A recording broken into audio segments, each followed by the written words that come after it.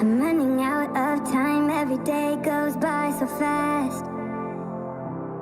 And every moment counts, baby, I don't wanna miss a thing. We can sleep under the stars, we can sleep under the stars, or hang out in hotel bars, driving somewhere in your car. We can sleep under the stars, we can sleep under the stars, under the stars.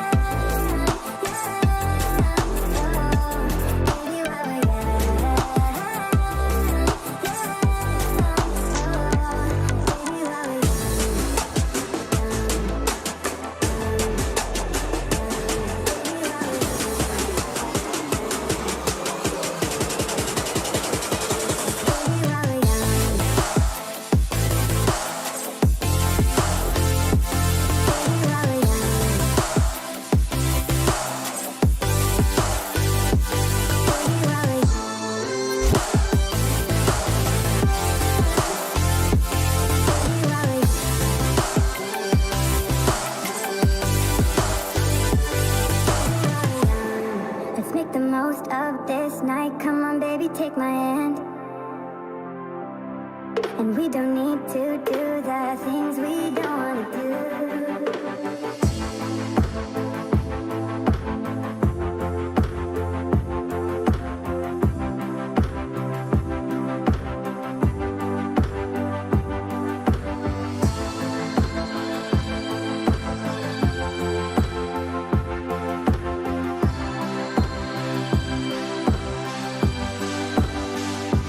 Baby, while we're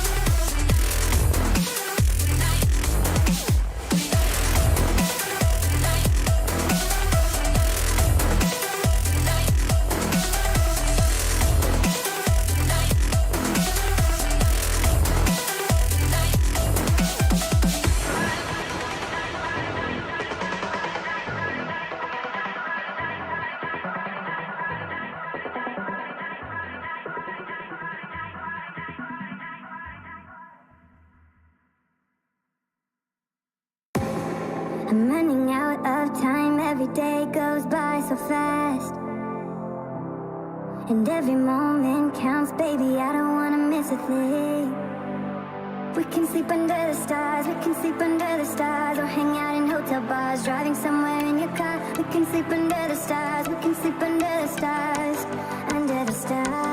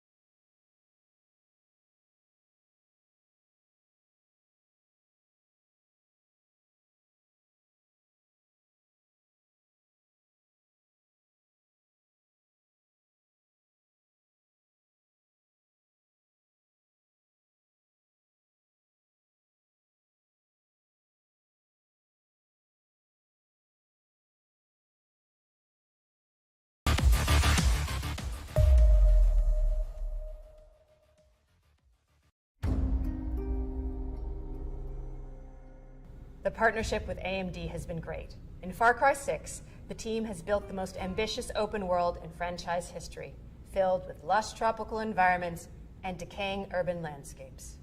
To push the visual fidelity of our game and immersive gaming experience, we've been collaborating with AMD to implement next-gen rendering techniques like DirectX ray tracing and AMD Fidelity Effects features.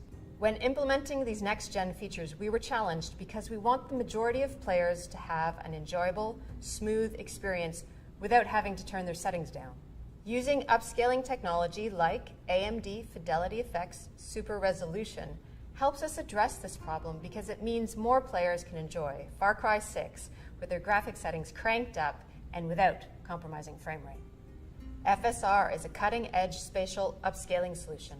It's easy to integrate into our development pipeline, and it delivers substantial performance boost while retaining excellent image quality on the highest quality setting.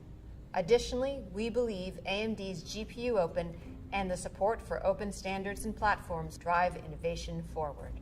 We can't wait until October 7th when players will finally get the chance to see all the hard work we've put into Far Cry 6. It's very exciting that we're getting closer to showcasing to players the game, powered by the latest AMD technologies.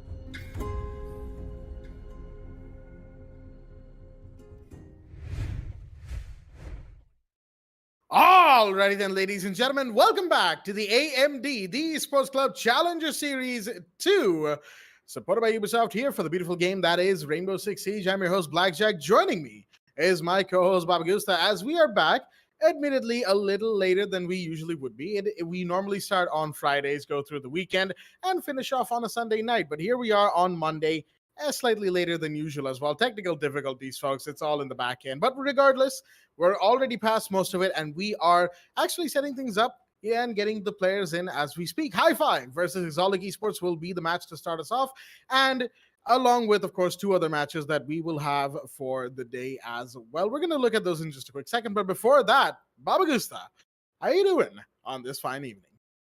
I'm doing absolutely great, Jack, and I'm also quite excited for those three matches. Not to mention, we already completed our first qualifiers and talk about our first quarterfinalist. Gamer Syndicate, Red Vipers, Monkey Hunters, and Extraordinaire Esports are the first four qualifiers who are definitely taking their spot into the final stage.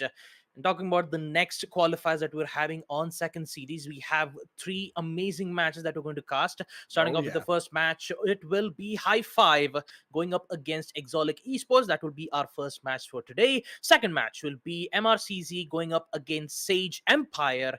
And last but not the least, we have the third match where Team Rogue will go up against Team Valiance. Now, talking about MRCZ in their first qualifiers, they couldn't get to qualify in the previous quals. Maybe they just had some technical issues, and maybe that's the main reason why they had to forfeit.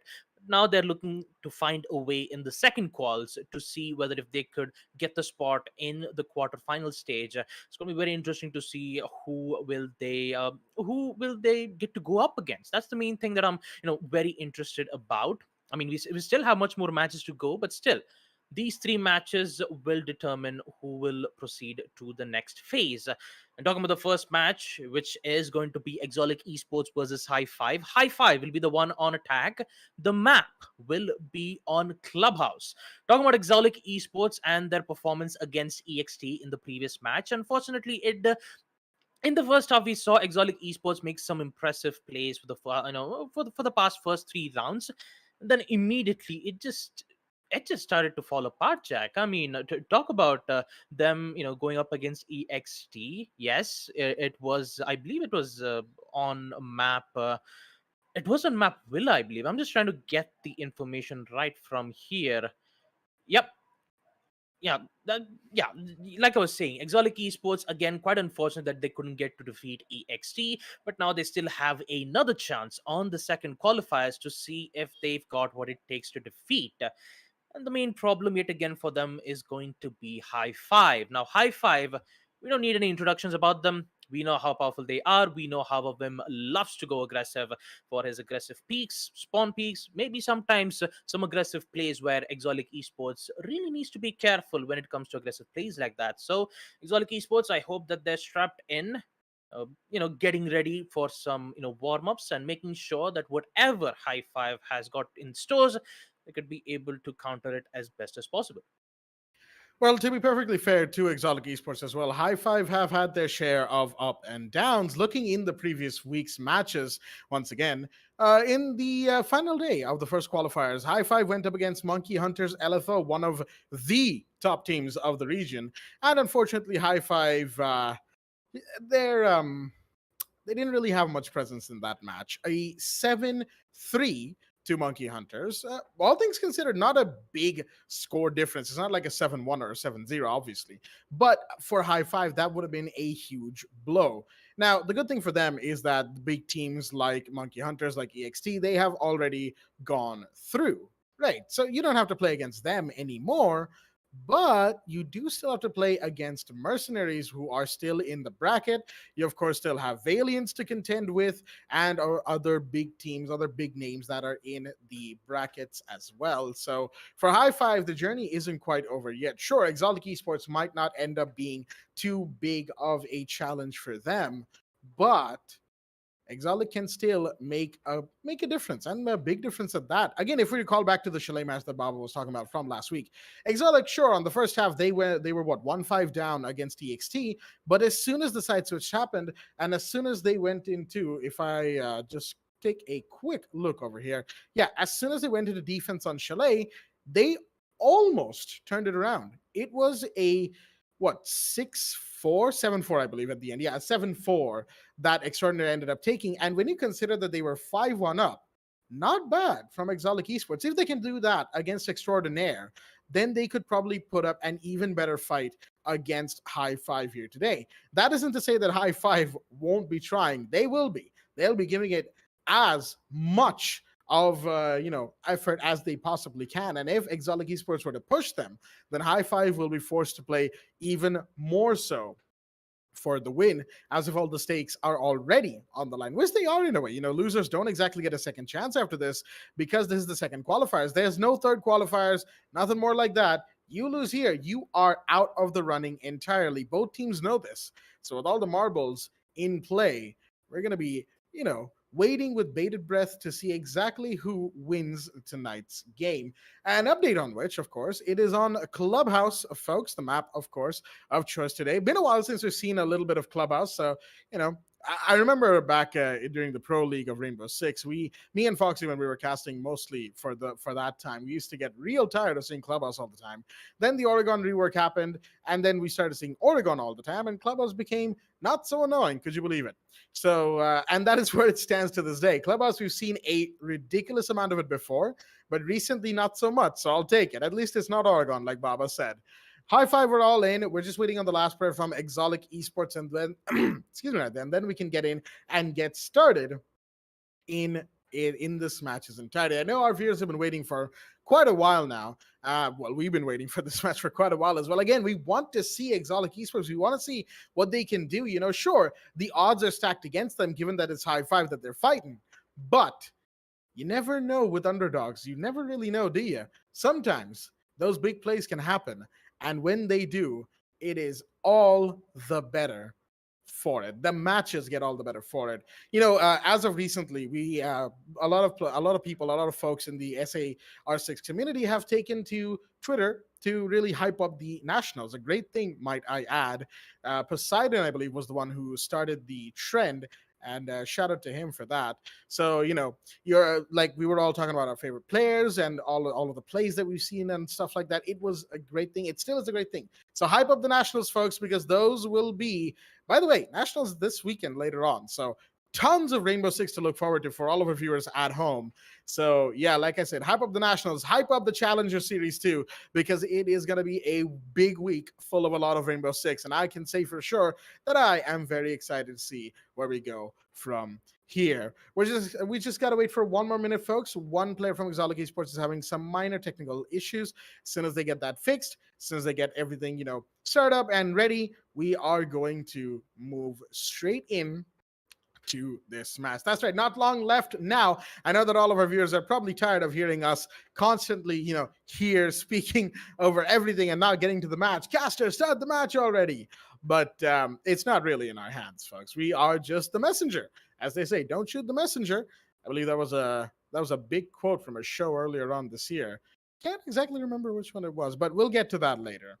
Also, names and copyrights and all that. Don't really want to get into trouble. So, again, we're just waiting on the ready confirmation, which we will get in just a short while. So, before we get into the match, Baba, final predictions. Exolic, High Five, Clubhouse. What are we thinking? Well, I'd say first that Exotic Esports might win around 2 to 3 rounds on defense side, especially if they do Okay. succeed on second floor CCTV, basement garage, and not on basement garage. I'd say basement arsenal room and on church. I'm a bit more. Worried about second floor gym, but might I add, there is a slight changes being made on a map like Clubhouse, knowing that the side first floor bar and pool club is I believe that was the site. I believe the first floor Bar site was and been Stocks. Yeah, it used to be Bar and yeah Stocks, but it's now Bar Stage, interestingly yeah enough. it's now on bar and stage, which means that the attackers won't have to plan their defuse on stock but this time. But enough about that, because we have finally got the confirmation that we've got the match. So without having any further delays, we will just head back as we watch our first matchup. It is High Five on attack, Exotic Esports on defense.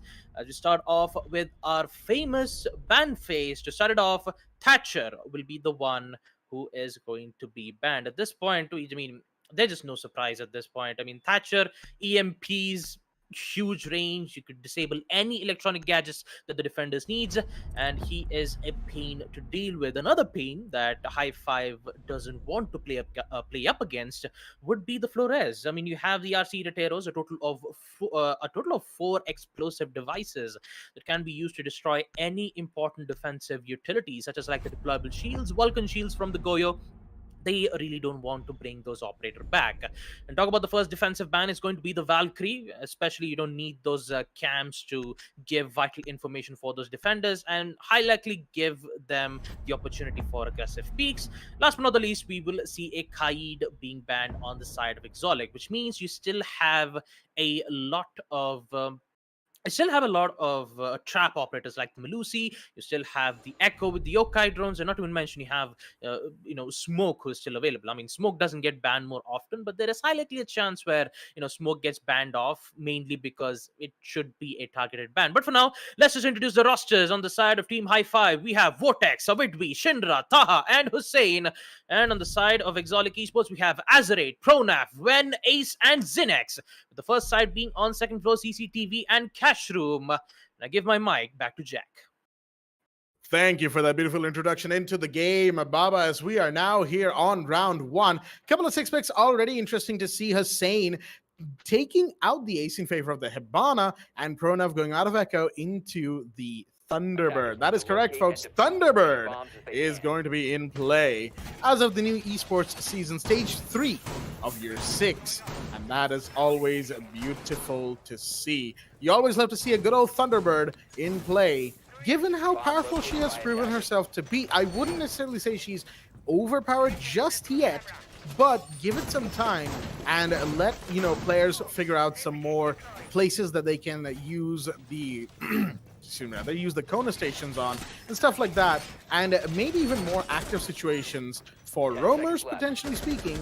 And you have a very, very powerful operator on your hands already. Plus, the spear, always nice to have in hand. I don't know what it is about the spear on defense, but it feels really nice when compared to the spear on Finka's hands, right?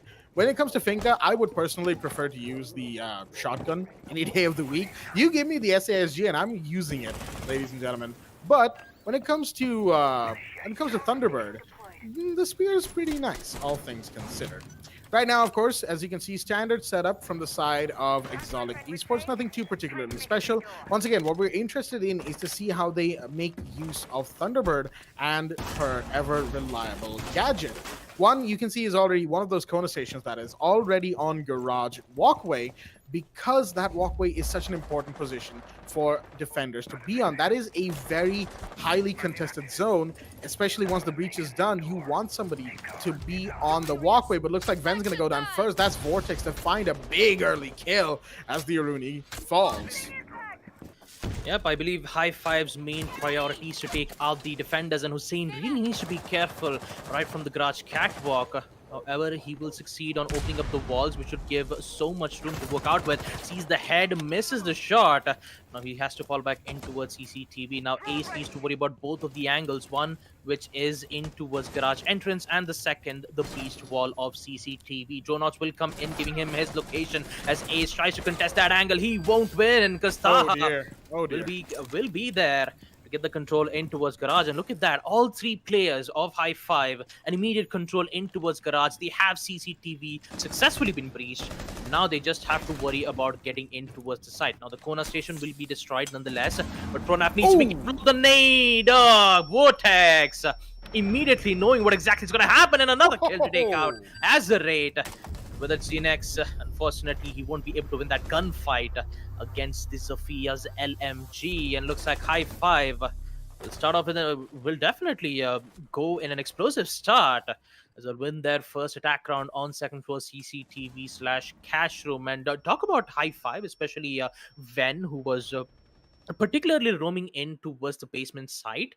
Hi-Fi immediately know what was going on. I mean, you like the first part of the attacker's push is that you need to make sure that the roamers have been taken care of in the early rounds. If you take out one of the, if you take out one of the roamers on the side of defensive, you just have to worry about the site being breached, which would be in towards CCTV, and then the usual, getting the control in towards garage and then slowly making their way in towards the site. The only problem that they have to take care of would be the red stairs hallway and the site on cash room.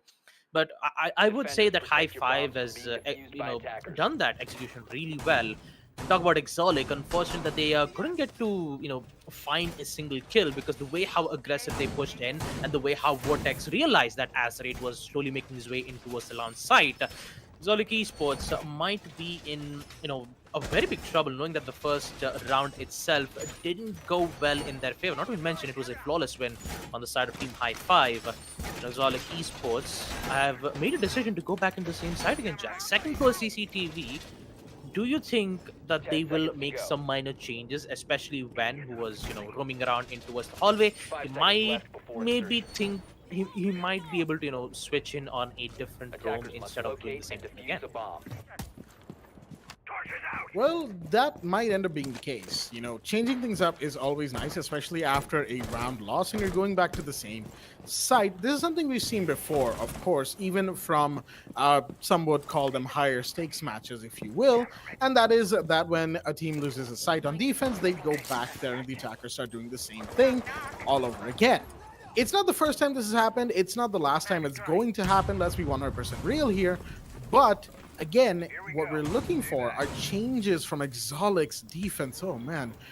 Oh, that head was so close to getting taken clean off, but Ace, good trigger discipline right there. He needed to hold back from shooting to make sure that he didn't give his position away. Pronap, wait a minute, this is a very active position right now. Bottom of garage. As we saw, garage was a huge point of contention in the previous round. So getting control of it, or maintaining control for Exolic, more importantly, is what is going to decide the round. At least that's what Exolic seems to think. Flashbangs go out along with ADS burn from the Zofia, but nothing much coming out. Here goes a Vidwi though. There's Pronaf off the board. Shots fired, and Hussein will connect. Ace off the board as well. Suddenly it's a 5v3. Exolic have once again lost control of garage. Well, looks like history repeats itself. And talk about Xenex with his aggressive peek. Beautiful shot there. Aggressive plays, but a necessary one, as he'll be able to take out Hussein in towards CCTV. Now that will force one of the attackers to push in towards that specific spot. But unfortunately, as Taha will make sure that he will avenge his teammate, taking out Xenex in a 4v2 situation where Exolic Esports needs to hold their ground. Now, currently, those two players are holding in towards the cache and in towards red stairs. Looks like the Aruni needs to be careful on multiple angles. One from the red stairs and the other from the windows of from the garage catwalk. The execute will happen from high five nonetheless. They just need to figure out a way to hold off their ground for a total of 50 seconds. The aggressive push will happen, so does the grenade, which in fact will work for Taha's favor to take out Ven. Another plant will happen. Azraid needs to find 4 players. He will get one. Can he get the second? No, a lot of missed shots from Azraid. But in the end, we will see a Widby by completing his defuse plant, going in for a good peek, taking out the fun player on the side of Exotic Esports. There you have it, 2 attack wins on the side of Team High Five. Although I must say that was a good effort from Zinex. That was I would say a very aggressive play, but a necessary one, because Exotic Esports, they've already lost tons of players. They've even lost so many breaches in towards Garage. They even lost the breach on CCTV. The only thing that they need to do was make an unexpected play, and that's exactly what Zinix did. He went aggressive, he did pick out Hussein, and that was the only aggressive plays that we did get to witness from the mute. And then other than that, they had to worry about the garage spot, where there were a total of 3 players on the side of High Five, slowly making their way, holding their angles, making sure that none of the players on the side of Exotic Esports would make those aggressive plays yet again. And in the end, the players were cornered. They couldn't get to do anything. I mean, in fact, they couldn't even get to make a huge rotate way back from the garage garage main entrance itself, because Vortex was there. Vortex was holding in from the launch side, making sure that flanks like those wouldn't happen in the near future. So you have all the flank watches being cleared from High Five. You even have breaches being done in the early phase.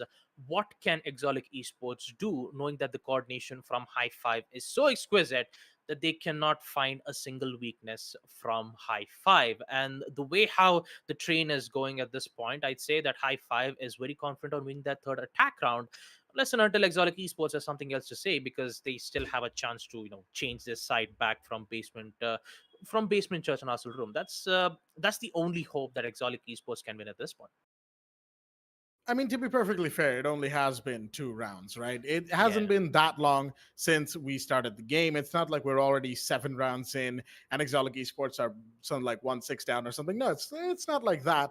It is simply 2 rounds done, and it is a 2-0 so far for High Five. A good beginning for sure, but there is there's a little bit more that needs to be done from them. I did like Baba pointed out, the aggressive push from Zinix. That was a good play in the previous round, but again, the question really stands: is how much of that can Exotic realistically do before High Five catch on and punish them either in the same round or the next round? Right? It's always going to be a case of adaptation, and High Five has shown us that they are no strangers to it. Exotic, on the other hand, we have criticized them before for being a little bit too samey, a little bit too on the same page, constantly doing the same things. And sure, while the Melusi on bottom garage was a good idea, the execution wasn't there. Again, you have to get the execution done. You have to have your teamwork in play, and you have to coordinate between your teammates as well as you possibly can. Keep the comms clean, keep the coordination running, make sure that whoever is your teammate that is about to take an active gunfight knows as much information as they should and nothing more than that. No one necessarily thinks like I think or they might be or nothing like that. What tell them and let them do their job. That is about as well as communication can get, but we all know sometimes we like to joke around. Sometimes we like to throw in a few words in there. It is what it is. It's we're all regular human beings after all. But it seems like from the side of Exotic, we've had a little bit of an issue, which is ping spikes from their end. So a little bit of an internet restart for the player having ping spikes is an order, and shouldn't take longer than 2 minutes maybe at most, and we'll be right back into the fray. Also, this also, of course, this pause that is gives them the chance to convene and talk about what happened in the previous round, where they went wrong in the first 2 rounds, and how they can fix it while changing up the site, going to basement, church, and arsenal room. I was almost about to say laundry supply. Too many Oregon matches. Even in my ranked placements, too many Oregon matches. Just too many Oregon matches. I can't. But basement church and arsenal room. Again, we've seen this before. Kaid is banned because of the Thatcher Flores ban, so that one's to be expected. But with Kaid gone, defending the hatches gets that much tougher. You want to have players above. You want to, you know, make sure that your roamers do what they can to shut down the roam hunt and the hatch clear, and at the very least take as much time away from them as possible. That is extremely important for roamers on club as well. Roamers on any map in general. Some could say that Villa has an even bigger importance on that particular aspect for second floor and first floor sites. But on Clubhouse, it is quite important as well. You need to take time away from the attackers. You need to pressurize them into making mistakes. And that is something that takes a while to happen in the round. And you need to make sure that you take that time. You don't always have to be aggressive. You don't always have to play like Zinix did in the previous round. And while what Zinix did, commendable, excuse me, rather, commendable, yes, but there can also be a case made that all of Exotic could have probably held back a little more, held cross, and maybe they would have come out of that looking slightly better than they ended up doing anyway. Because look at the first couple of rounds. High Five only lost 2 players across 2 rounds, right? Whereas Exotic lost all of their players across 2 rounds. Not a good look, to be perfectly fair, for them. A very good look for High Five, obviously. High Five were just eating this up 100%. But, like we said, they will need to make adaptations, they will need to make changes, and they will need to improve. That is something that we have stressed on for Exotic for a while now. Improving over the course of these matches, practices, scrims, whatever they get up to in the back, off stream, whatever their off stream scheduling is. You need to keep at it. You need to keep up with the meta, and you need to continually evolve your playstyle or get better at it. Make it fit with what your teammates are doing more so. Become a team unit. That's, at the end of the day, that is the spirit of the game. Team cohesion, team unity. And without that, well, we've seen some of the biggest giants of the scene, the entire worldwide scene of Rainbow Six Siege, fall on days where the communication was not on point. So let that be a lesson to everybody. Communication is key, and being a team unit is key as well.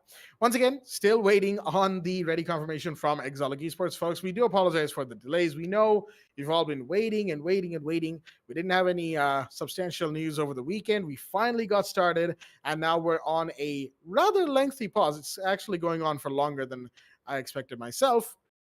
But again, internet issues like these are no one's fault. To be perfectly honest, it's no one's fault. It just is. I mean, it is quite rainy out there today in my area. I'm surprised my internet didn't go out all day, right? The last time it happened last week, on a Monday as well, my net went out all day. But then today, it is perfectly fine. I'm not sure what's going on. Again, it's no one's fault for these sorts of outages. So give us a little bit of time, and we will be back into the match itself. But Basement Church Arsenal, we sort of skirted around this site, what they could do, couldn't do. Baba, what do you think, that High Five will end up doing should they see Exotic making changes to what they might expect?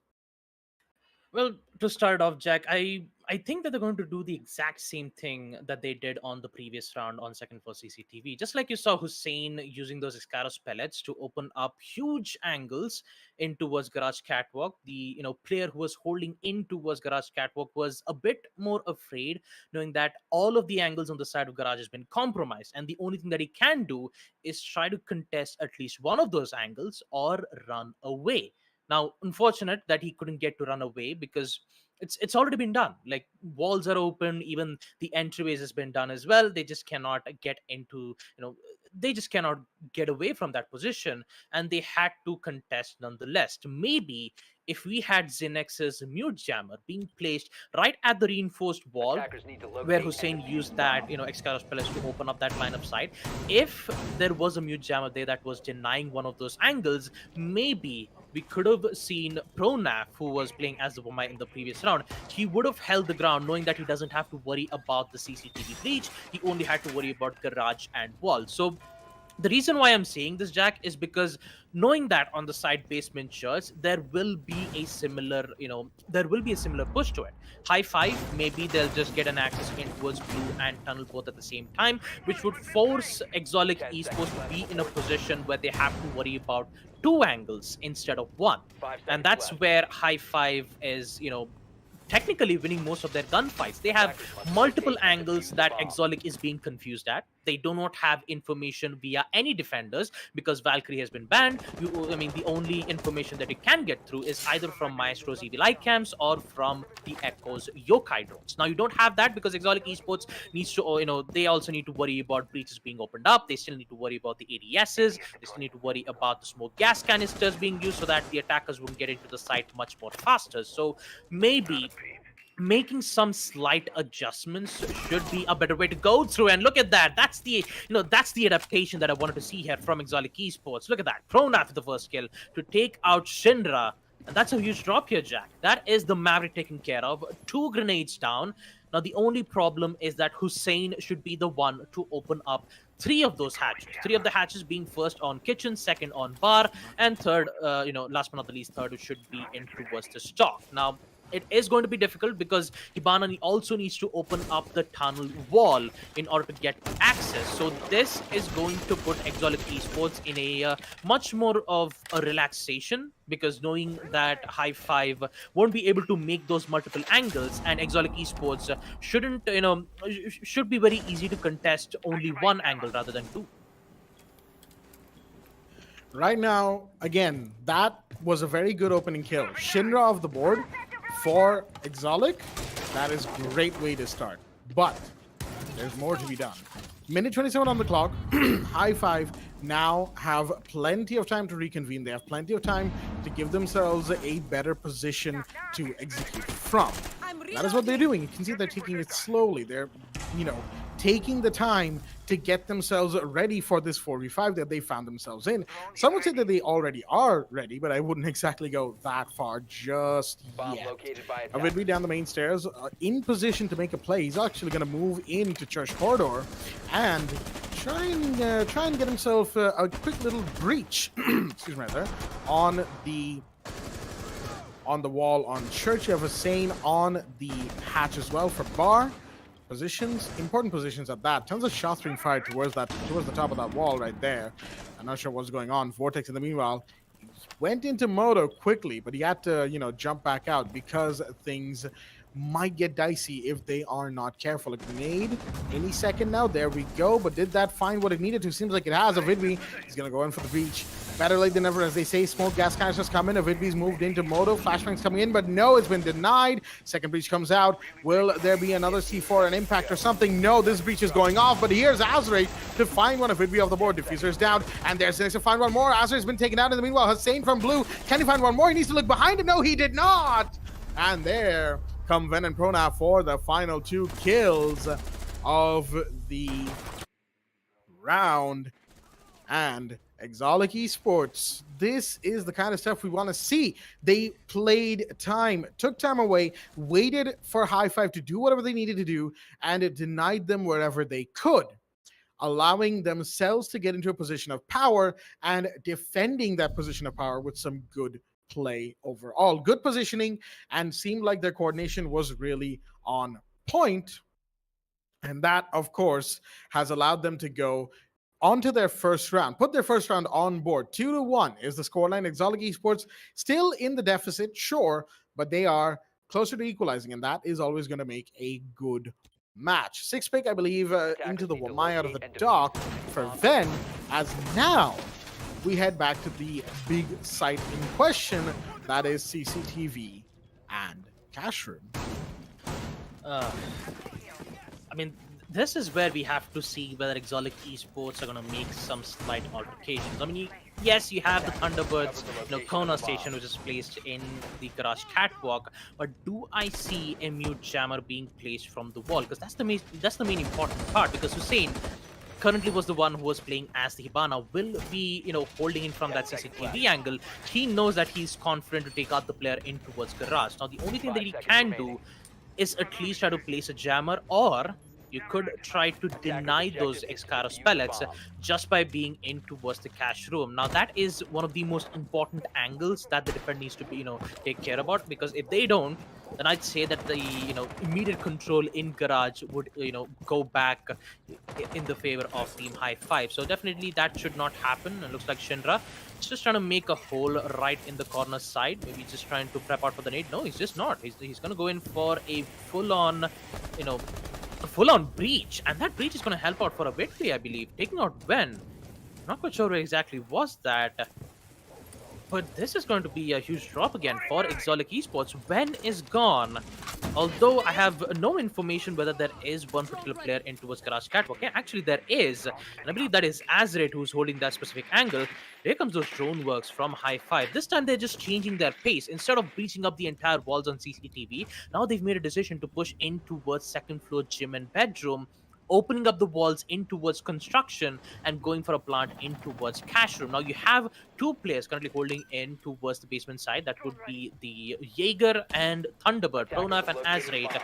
Looks like the other players should be in towards the side. For now, they're just waiting for that perfect opportunity to go in for the flank. And I believe Jaeger will be the one who will slowly make his way from the main stairs, and another breach will come in from the exothermic charge that would open up the angle in towards construction. Nade will come in from Vortex. He's just trying to figure out where, if there is any particular ADS is being placed from the cash room. But still, Azrate, this flank is going to be deadly. And look at that, two players going in for the flank. This is a very huge play, and that play has been denied from a Widby. This is going to take out Pronaf, but does the Widby know that there is one more player? No, it does not. Azrate gets that big drop, taking out a Widby as he will fall back in towards the side, hoping that he would hold the angle on cash room. Huge drop right there. That was Diffuser as well, but Vortex's grenade comes in, finds Zinix, one more off the board, but there's still somebody behind the bomb. It doesn't matter. Vortex does not care. Now it's all up to Azrate, who was the one who dropped the Diffuser. Diffuser still has not been recovered, mind you, so this 1v4 is very possible. All Azrate has to do is survive. Solo on HP, position given away. You might want to get out of there. Shinra has recovered the Diffuser. In the meanwhile, drop into garage, and here comes a Sane with the bearing 9 for the finisher as well. Nice and quickly taken care of, and that is going to be another round for High Five. Looks like cash is simply not the site for Exotic Esports, even though that double flank, sure, it was a little costly given the situation, but the Diffuser drop was great. Unfortunately, the site hold, not so much. High Five had full control, and Azrate could only do so much as the last player standing. Mind you, folks, this is Clubhouse. It's not Chalet, where we are a little closer to a 50-50 split between both sides. Clubhouse is generally known as a defender-sided map, although as of recently, whenever we've had Clubhouse matches, attackers have been taking more rounds than before. So some might say we're closer to a 50-50 split here as well. But regardless of that fact, High Five are winning rounds in attack, already have made sure that they will not go with a disadvantage on the other side.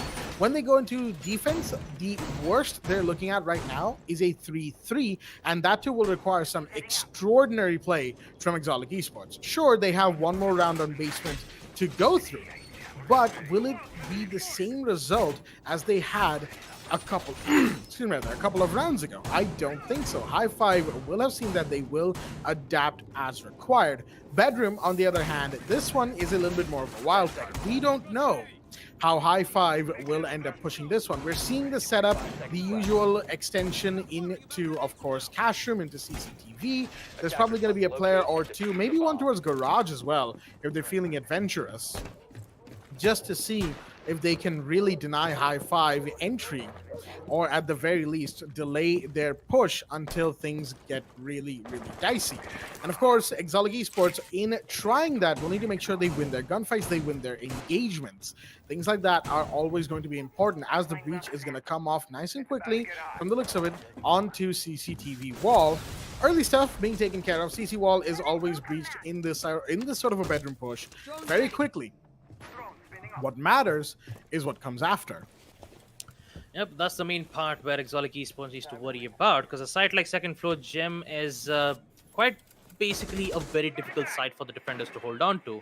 We talk about High Five, who used to be the finalist, who they had to go up against MRCZ in the first series. Unfortunately, they couldn't get to win the prize. as it was MRCZ who won the first series, getting that cash. Oh, what a flick there from Widby. He's going to immediately down Xinex in towards the bathroom side, which is going to put a lot of problems for High Five. Look at that. They have the instant access in towards the bathroom side, not to mention 2 kills on the side of High Five where they take out Xinex. And look at that. They have the instant control on second floor gym, whereas the players on the side of Exotic Esports are currently in CCTV holding the angle. Oh boy, not looking too good, but that C4 will make sure that they'll be able to get 1 kill. That should be Wen taking out a Whitby, but it's too late. The last player from, on the side of Exotic Esports will be taken care of by none other than Vortex himself. It looks like High Five is on a roll, ladies and gentlemen. 4 attack wins, 1 defender wins for Exotic Esports. Looks like we might have to go in for a pause once more, unless and until Exotic Esports to make a decision to confirm their matches to go in a 4v5. But yeah, there you go. A rehost will be asked from Pronaf, and to see whether if they could figure out a way to try to cancel out High Five's pushes. Now, I do have to talk about that previous round. The hold from Exotic Esports, it wasn't really that good. I mean, second floor gym, you only saw 2 players holding in, one from the main stairs and the other from, main, particularly the side on the bedroom side. And it's just one flick of the head, and there you go. You have the entire control of the site, where 2 of the players on the side of Exotic Esports are mainly defending in CCTV, hoping that the attackers would push in from that specific site, but they did not. And guess what happened after that? They have the entire control. They went in for the plant. Next thing you know, High Five is in a huge lead, 4-1. And talking about Clubhouse and Oregon, whenever we say it is a defender-sided map, it always goes back the opposite, no matter how many times you try to say it. I mean, Caster's curse, ladies and yep, gentlemen. it's Caster's curse in the end, ladies and gentlemen, because every single time we say it's a defender-sided map, some way or the other, the attackers have a huge advantage, getting themselves in a 5-1 or a 4-2, and then in the second half, they'll just immediately won that round regardless. I mean, it's just like we have nothing else to say at this point. It mainly has to do with the way how well the coordination is on the attack side. And talk about High Five, who is very well coordinated at this point. I mean, drone works are on point. They know exactly what kind of positions that they're in, especially on a site like second floor gym and bedroom. They realize that there is a lot of utilities in towards CCTV. You have a deployable shield. You have 2 ADSs being placed on the red stairs hallway, and also a frost mat trap to make sure that they have good amount of defensive strategy hold in towards CCTV room. But one single drone from High Five made it realize that there isn't much utility into a second floor gym. Just a single deployable shield, I mean, just a single Vulcan shield, and an opened wall on the toilet side of bedroom. That is not good. That is not good at all. And not even mention the huge peak that Xinex made literally cost them the entire round. Just by that one single peak from Xinex gave the entire site of second floor gym to High Five, and that was not a good way for Exotic Esports to be losing that round.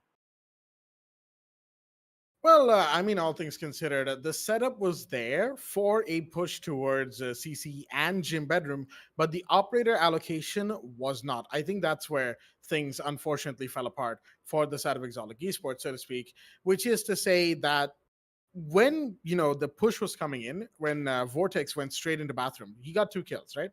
After that, if I don't know how many took notice, but if you were looking at operator outlines, there were, I think, 3 of them towards that CC cache area. So I think what actually happened in the round is good old drone works from High Five. They see that, wait a minute, only 2 players are in, or maybe even 3 were in gym bedroom and 1 was on their way out. So High Five probably thought, all right, let's just make a quick take in towards the bathroom side, in towards gym, and we'll probably have a good time of it just in general.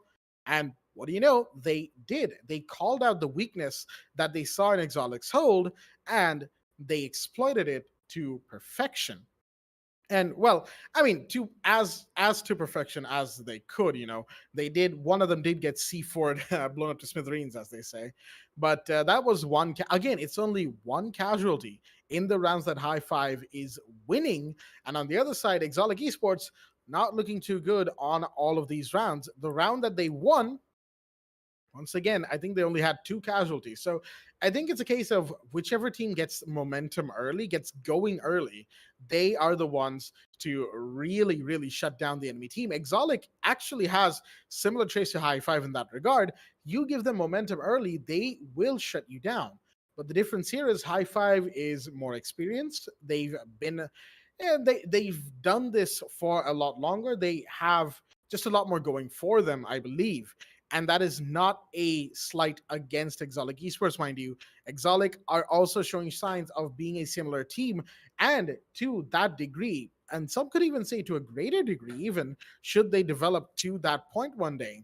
And that, of course, is something to be very excited about, folks. Exolic Esports, their future, if they continue down the way that they are right now, if they perfect their craft, they will be a very strong team to watch out for. That much we can agree. So, a little bit of a pause once again, as we know, a bit of a lengthy pause. But seems like there is a power cut in effect for the player who has disconnected. I believe that's Azrate who disconnected. Yes, that is Azrate who unfortunately disconnected from the lobby. And talks are going on between the admins and the players in the background. There is a chance of the match resuming 4v5, but don't quote me on that just yet. We've got a little bit more time before that decision is taken, but we will update you when and where that happens, folks. So outside of that, a quick update on how the esports of our SA region works. This is something that I've personally wanted to talk about for a little while now, and that is, like, how it used to be for stage 1 and 2. The teams would play the SA Nationals, they would win the close qualifiers, go straight to the APAC quals, fighting teams from both APAC North and South. Now that path has been changed ever so slightly.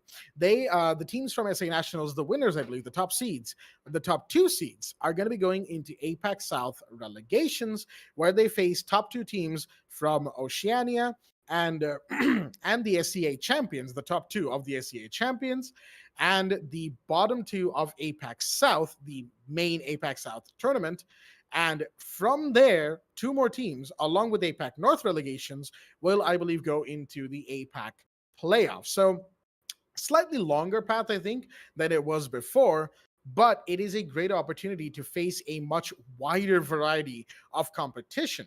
And I believe the chances of getting into the APAC playoffs are still pretty good for teams coming up from South Asia. So overall, it's going to give the players more experience as to what's going on outside of SA. It's going to give us a good insight into what's going on APAC South more specifically. And of course, that is something that, the esports aficionados of our region have always wanted to see. Our teams facing off against international teams. That's something I personally am very excited for. So the SA Nationals are going to be very interesting to see which teams go on ahead to represent us on the larger and larger stages. APAC South relegations are going to be very, very interesting to see, folks. But on the other hand, another update on the match, like I said, the admins are speaking, and looks like Azrate has actually reconnected. Well then, we might just be able to avoid a 4v5, folks. We are, asking about the ready confirmation and all that, and Azrate, it was a power cut, so you still got to set things up again. But it won't be too long. Give us a minute, and the match itself will begin. So without further ado, Baba Gusta, we're headed back to the 4-1. What are your thoughts on this match? Well, just like I said, Jack, High Five is in it to win it. I mean, they're the grand finalists in the first series, who they had to go up against MRCZ. They defeated EXT, they've defeated Monkey Hunters, and High Five has got what it takes to head into the next phase. Now, talking about Exolic Esports, especially on the first half, we didn't see any adaptations being made on second floor CCTV. Although I would say that a site on Basement Church and Arsenal Room was a very good hold from them, because they denied the breach in towards Basement Church. They've even denied the push which was happening from the main stairs. And talk about the aggressive peak that Ace did. Actually, not Ace, that was Wen. Taking out Shinra, was playing as the Maverick, which was a heavy, which was really necessary for High Five to open up lines of sight, gain an entryway in towards the tunnel, and open up the hatches all at the same time. So if High Five isn't careful for such aggressive plays from Exolic Esports, I'd say they have the sight on Basement Church and Arsenal Room in Exolic hands. Other than that, Exolic Esports, if they do successfully adapt, then I would believe that it will be a 5-1 in first half. But we're about to see that, we're about to, figure that out in the action phase itself. We talk about High Five, who are spawned into, not from the construction side. They made a decision to spawn in towards shipping, I believe. And shipping is quite the, rare spawn sites that the attackers would go in. Most of the time it would either be on warehouse or construction site. That's where most of the attackers would spawn in from their position. But looks like High Five has made a decision to make an entire clearance in towards second floor. With the help of Jackal scans, they'll be able to detect where exactly Ven's location is. That's exactly what happened to High Five when Shindra got caught off guard while he was slowly making his way in towards CCTV entrance, actually the CCTV breach. But other than that, High Five is making sure that none of those plays should exist from Exolic Esports. That means that Exolic is forced to play in their sites, and the attackers will, definitely not waste any time opening up the hatches. That C4. That's a huge drop of C4 there from, I believe that was from Ven, from below the Arsenal Room, taking out the sledge. He was very busy using the breach hammer to make lines of sight in towards the Arsenal Room. That means High Five's main objective is to go in for an execute into the Arsenal Room, not on Church. Maybe they might be able to use Church as a distraction. But talk about High Five, the side push on Basement Church is really not going down in their favor. Well, so far, not so good from High Five. I believe we can all agree on that. Minute on the clock, or close to, that is. And Vortex and Shinra have taken a ton of damage, but it's actually going to be the Mozzie to fall first. Vidvi, he does not miss on these fronts, folks. As we're going to have the grenades coming in from Shinra. He better be careful on tossing that. And there we go. It gets in. It gets the jammer taken care of, but here goes Azrate's C4. Hasn't been shot out. No, he actually missed through it. Might want to throw it again. Flashbang comes in. Ven will push out into the hallway. He sees one, but the screen shake stops him from getting the kills. Shinra finds Azrate, and there goes Ven. Vidvi, like we said, he does not miss. It's a 5v2, and all of a sudden, Exolic Esports, the push that they held off against so well in the previous round, is not working out. Zinix takes a bit of damage right there, but he will find Hussein. Good drop right there, but the Jaeger, how much can he do? Stuck inside a blue. Not much room to work with as Vidvi finds Zinix. There we go. It's all up to Ace. Doesn't see the push in from the hallway door. And he's now the only one inside. Well, was the only one inside of Dark Tunnel. And now he is the unfortunate dead body inside of Tunnel as well. As, yeah. That is going to be High Five. Once again, doing a great job, mind you, of winning rounds back-to-back like this. Round 6 goes to them. They are 5-1 up. A strong presence from them today as they will go on to the defense, 1 round away from match point. Yep, 1 round away for High Five to put themselves on match point. And Exolic Esports, they have a lot of work to do, especially on the attack side. It's not going to look so easy, though. That is for sure. 6-pick will come in from Hussein as he switches from the GIGN operator Rook to the GIGN operator Doc, because you need to have that sustain, having sustain, knowing that, there is high likely a chance where an aggressive peak might happen from the defensive side, especially Taha and Shinra, both of them who always, love to go aggressive, go for, those spawn peaks, even though most of those spawn peaks, sometimes it doesn't work in Shinra's favor, but still, in the end, he does make it happen, and that's the main reason why you would always love to see, you would always love to see Shinra make those aggressive plays. Although Exolic Esports, I would say that if Pronaf or maybe Zinx were to realize what High Five is doing, maybe they could be able to win those rounds without, having any problems to deal with the defensive side. Now, talking about the optics here from High Five, you don't get to see Mute being brought up. You don't get to see even a bandit being brought up as well. No denials being made from from the defensive side. It's more of like they're just welcoming Exolic Esports to open up the breach wall into a CCTV. And look at that, Hussein already with the first frag, taking out Zinx. Well, he was spawned in towards the warehouse again. Very unfortunate that Exolic Esports had to lose one of their hard breachers, Maverick, who was mainly supposed to open up the breach into CCTV. But since Exolic doesn't need to worry about any denials being made, they just need to worry about the angles being made from the defenders. We will see the Hibana using her the Excaros pellets to open up lines of sight in towards Garage. And look at that, a Vidwi comes in, another to take out Ven and Azerate. A double kill for him. But Exolic Esports have started to lose a lot of bodies. Beautiful shot. Beautiful shot there from a Vidwi. A triple kill to take out Ace. And now, last but not the least, it is Pronap who needs to deal with 5 angry players of High Five. And there you have it, a flawless win on round 7, winning second floor CCTV and cash room, not even letting them inside the building, even if they've succeeded in opening up CCTV. That is what High Five is capable of, ladies and gentlemen. And Exolic Esports have no idea on how to defend, or I wouldn't say just defend, I would say on how to progress their attack in the second half. Exolic Esports, very unfortunate, very unfortunate. Quite indeed unfortunate for Exolic Esports. Again, they were completely taken by storm in that last round.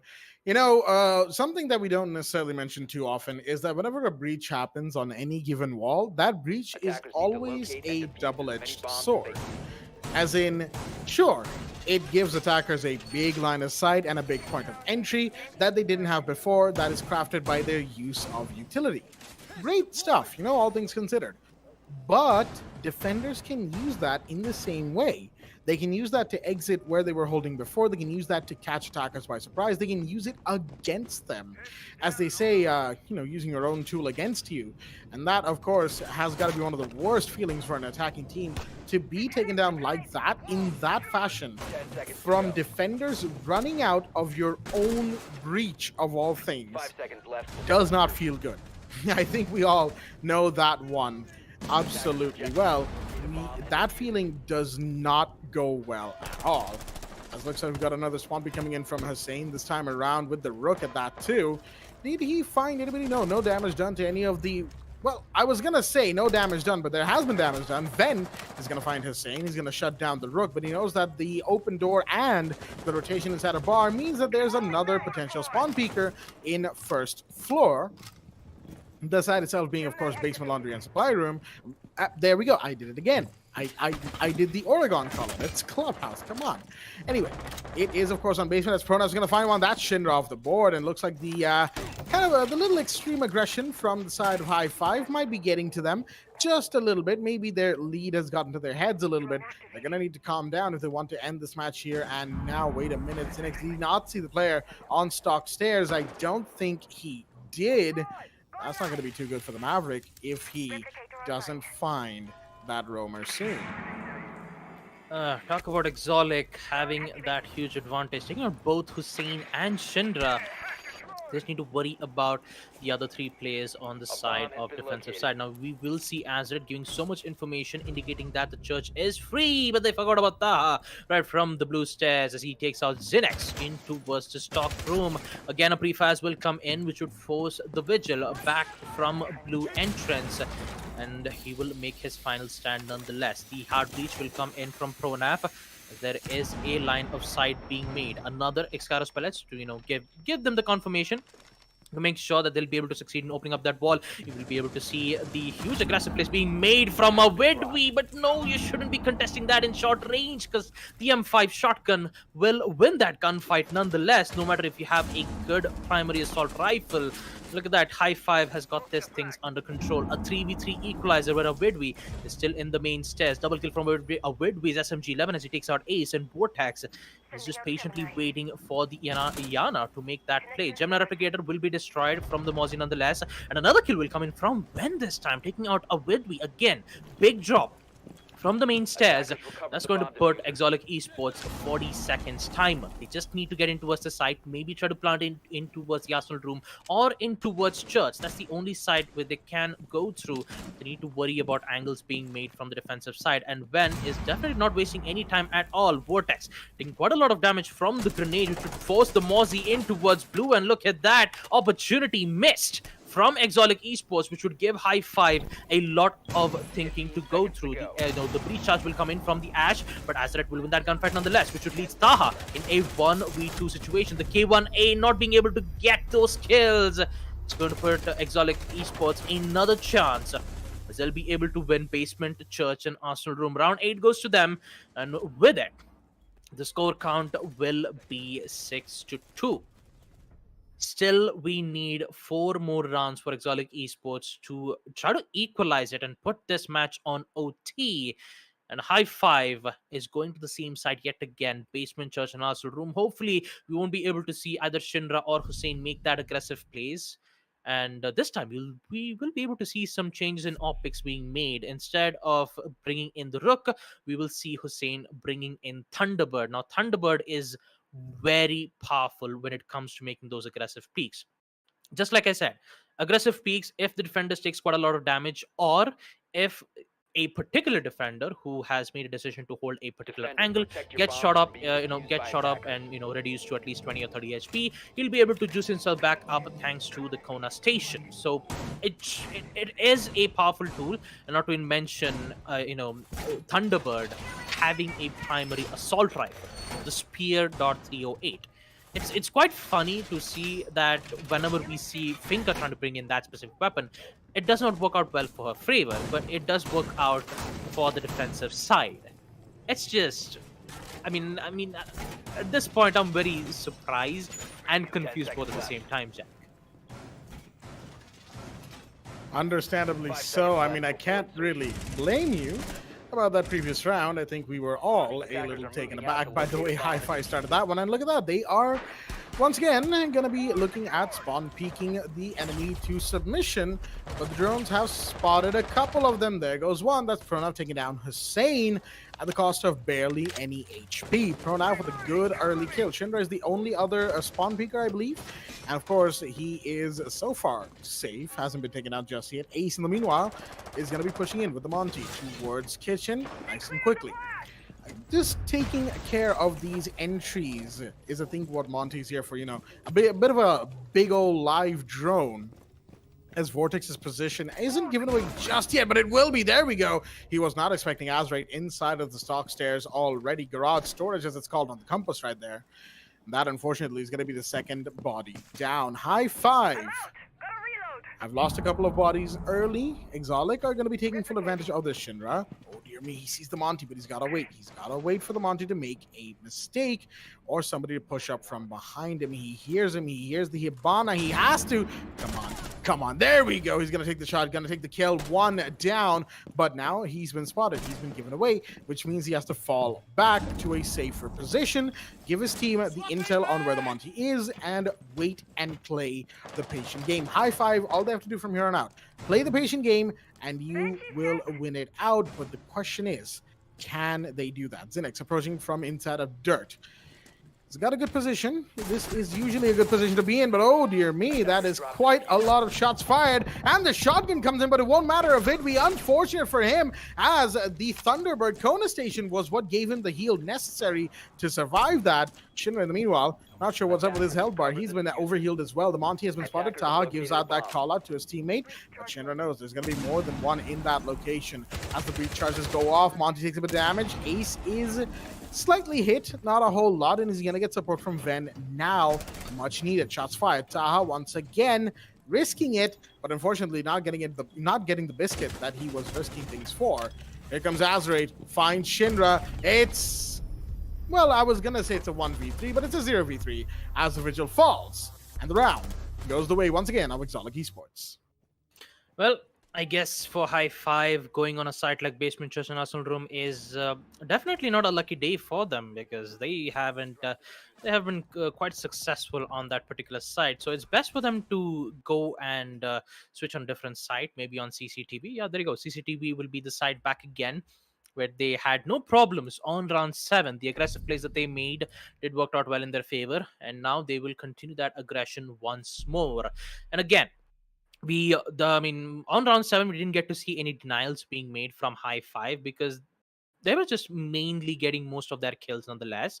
It's just that they have to worry about, they just have to worry about denials once again, because you need to be careful of the jammers being placed in towards garage. They have to worry about the jammers in towards CCTV, where the Maverick will just easily use his breaching torch to open up that line of sight, take out the mute jammer. It shouldn't be much of a problem for them. It's just that the way how, the breach will be opened up, that's where the problem happens for Exotic Esports, because they're bringing in the Hibana's Excaros pellets, in which you need to have a total of 12 Excaros pellets to make at least a crouch entrance. Whereas if you bring in Thermite with the exothermic charge, you would open up both walls of CCTV. You have so much angles to deal with. You have a lot of opportunities where you could either sprint in, go in for an aggressive rush, because that's how powerful Thermite's breach is. It has a wider range. Whereas the Ibarra's pellets, not that much. You could make an angle, you could make a cheeky angle where you could be able to take out one or two players out by surprise, but that small angle will be difficult for the attackers, especially when they try to head in towards the building of CCTV wall. But for now, let's just head into action phase and see whether Exotic Esports figure out a way to win a site on CCTV. Now, Shinra will be the one holding in towards Garage Catwalk. He even has a good amount of ADSs to block and also a protection being made from Taha. He is bringing in the Mozzie Speed 10 Drone. 1.5x, a very good scope where he can be able to hold that long angle. They have to worry about the Montaigne and also Pronaf. Beautiful shot, beautiful read to take out Taha in towards Garage. Looks like High Five is currently feeling that pressure. That they are. One more defender down, and Exotic Esports is looking stronger and stronger by the passing second. And this isn't even the basement site, folks. We are on a top floor site, and things are a little dicey once again for High Five. I say a little dicey again because they've only lost one player, of course. Things can go so much worse from here. But if High Five manages to hold things off properly, then they will look good. And there we go. Ace does finally go down. Shinra, that amount of damage taken for one kill on Montaigne, yeah, I was going to say, is not going to lend him too well for the upcoming fights, but there goes Pronav down. Azir was the one who took that kill, mind you. Pronav has been down, taken care of by Vortex, and Ven goes down to a Vidme. Beautiful shot right there from the SMG-11. Azraid is down as well. Vortex comes in with a double, and now it's all up to Zinix. Finds one instead of construction. Hussein down, but he's not the problem player. It's Vortex and a Vidme, the last two that are actually standing, and there's a Vidme from Red Stairs. That's going to be the kill, and that is going to be the close-out finisher for the round and the match itself. High Five had a few hiccups, shall we say, going into the finale bit of this match, but they were able to finally shut down Exotic Esports before they could make too much of a fuss. And wait a minute, 17-5 to Avidwi. How did we not notice that he went that hard today? All right, Avidwi looks like even in a match that is relatively comfortable for his team, he has to do a little bit of the heavy legwork, as they say. Good stuff from him. 17 kills. That's going to be remembered going into the next match. That is for sure. But more importantly, good games from High Five. Exotic Esports, well tried. But again, adaptation, changes, improvisations, things like that are something we would love to see from them. And they could really, really go hard against some of the bigger teams of the region. Unfortunately, they will have to bow out here and try again in the Nationals and other tournaments coming, so on and so forth after the Nationals, as it were. But right now, good games to High Five. Wow, I had a complete brain freeze right there. I haven't even had anything cold all day. Is that a brain freeze? All right, then. I mean, it's either a brain freeze or you just had a minor flashback. Could have been. I don't know what the flashback was too, but I guess we'll figure that out when the flashback episode of this anime comes through. But regardless, folks, Right now, High Five will move forward to the second round of the second qualifiers of the AMD The Esports Club Challenger Series 2, supported by Ubisoft, with your hosts Balak, Jack, and Babagusta, yada, yada, yada. You get the point. As right now, we're going to be going into the highlights, as we said, to talk about this match a little bit more. We're not done, as they say, in terms of talking about this match, but I'm going to leave that up to Babagusta, as I have completely lost train of my thoughts once again. It's all right, Jack. I'll just make sure that the train will arrive at the right destination because we are back at the highlights. Talk about High Five's amazing attack coordination in their first half. But they didn't had any problems on CCTV, but they had a lot of problems on Basement Church and Arsenal Room site, which in fact they still need a lot of improvements that needs to be done on both the defensive side as well as on offense because Exolic Esports had no problems dealing with that angles nonetheless. But CCTV, not a good way for Exolic Esports to be losing that gunfight because they've lost 3 times in the first half, and Basement Church and Arsenal Room twice. Where at the first High Five did manage to adapt it nonetheless. The second time it did not for Exolic Esports. Now this double flank push that Exolic Esports made, yes, it was a very risky one, but it did get the job done. But what it did happen is that you let the entire side on CCTV get the control of High Five, and they did it very quick. They realized that there is 2 players from the main stairs that immediately got themselves a control on CCTV, and next thing you know, High Five is already all over the place. They have the control, they even have the diffuser being planted, and then it was just post plant for Exolic Esports time and time again in the first half. And talk about a bit view, boy, the SMG 11 plays are just popping off left, right, and center. And on round 7, where the side being on CCTV, for a moment there we thought Exotic Esports would just lose, but unfortunately they did not. Round 8 and 9 had no problems for Exotic Esports to win that attack rounds nonetheless. And talk about Shindra's impressive use of trigger discipline, but he was waiting for that perfect opportunity for to get the headshot, taking out the Hibana, because if you make one single mistake, you'd immediately give away your position and also gives a chance for the Hibana to get back at him. But in the end, we will see Exotic Esports winning only 2 attack rounds on Basement Church. They were quite confident on winning that round, but nonetheless they couldn't get to win on second floor CCTV, and we all know what exactly happened to Exotic Esports. Unfortunate for them that they have that they couldn't get to win that site, and they will be eliminated nonetheless. Unfortunate for them. But talking about High Five, they will proceed to the next phase. So congratulations to them. We still have 2 more matches to go. That's right, Jack. We have 2 more matches to go, starting off with MRCZ going up against Sage Empire. And my goodness, the map is going to be on Oregon once again. There you go. Oregon again on map 2. Very excited. Even Jack is also excited because most of the time he kept saying, Oregon site maps on a map like Clubhouse. So it's I would say that the second match will be interesting. I'm not gonna lie. Sage Empire, I've seen some good, performance being made from them. So I'm very excited to see what kind of new plays, new mechanics that we'll be able to see. And MRCZ, as of course, they're the champions of our first series. The only question is, will we get to see it in the second series? Is the biggest question. But for now, we're just going to take a short little break, and we'll be right back after the second match. Stay tuned.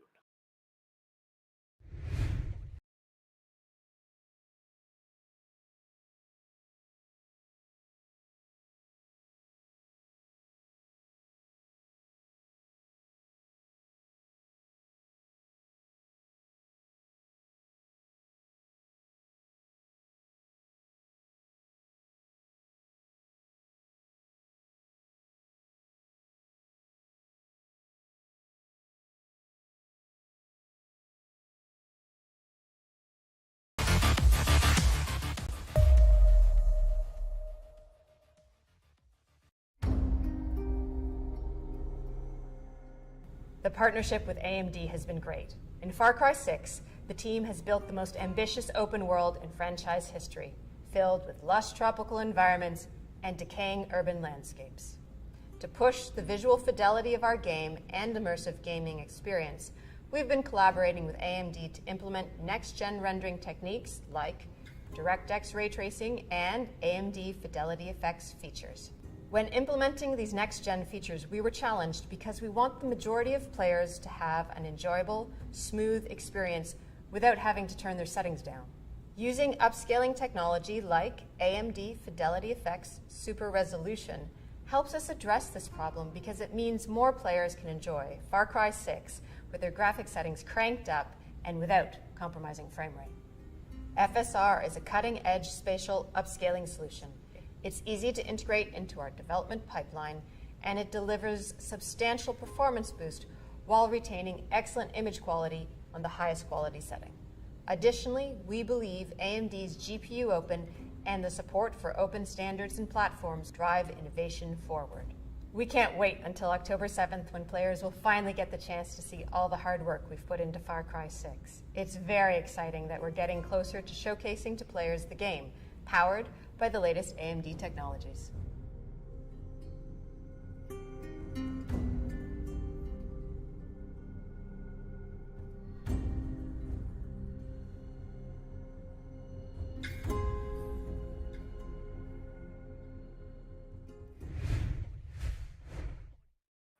Alrighty then, ladies and gentlemen, welcome back to the AMD the Esports Club Challenger Series 2, supported by Ubisoft. Here with their hosts Blackjack and Baba Gusta for Rainbow Six Siege. Yes, I completely flubbed that line. Don't tear me a new one in the chat, folks. It is what it is. It's been a week since we casted, and am I a little out of practice? I'm not going to admit to that, but what I am going to admit to is that was definitely quite the short break, wasn't it?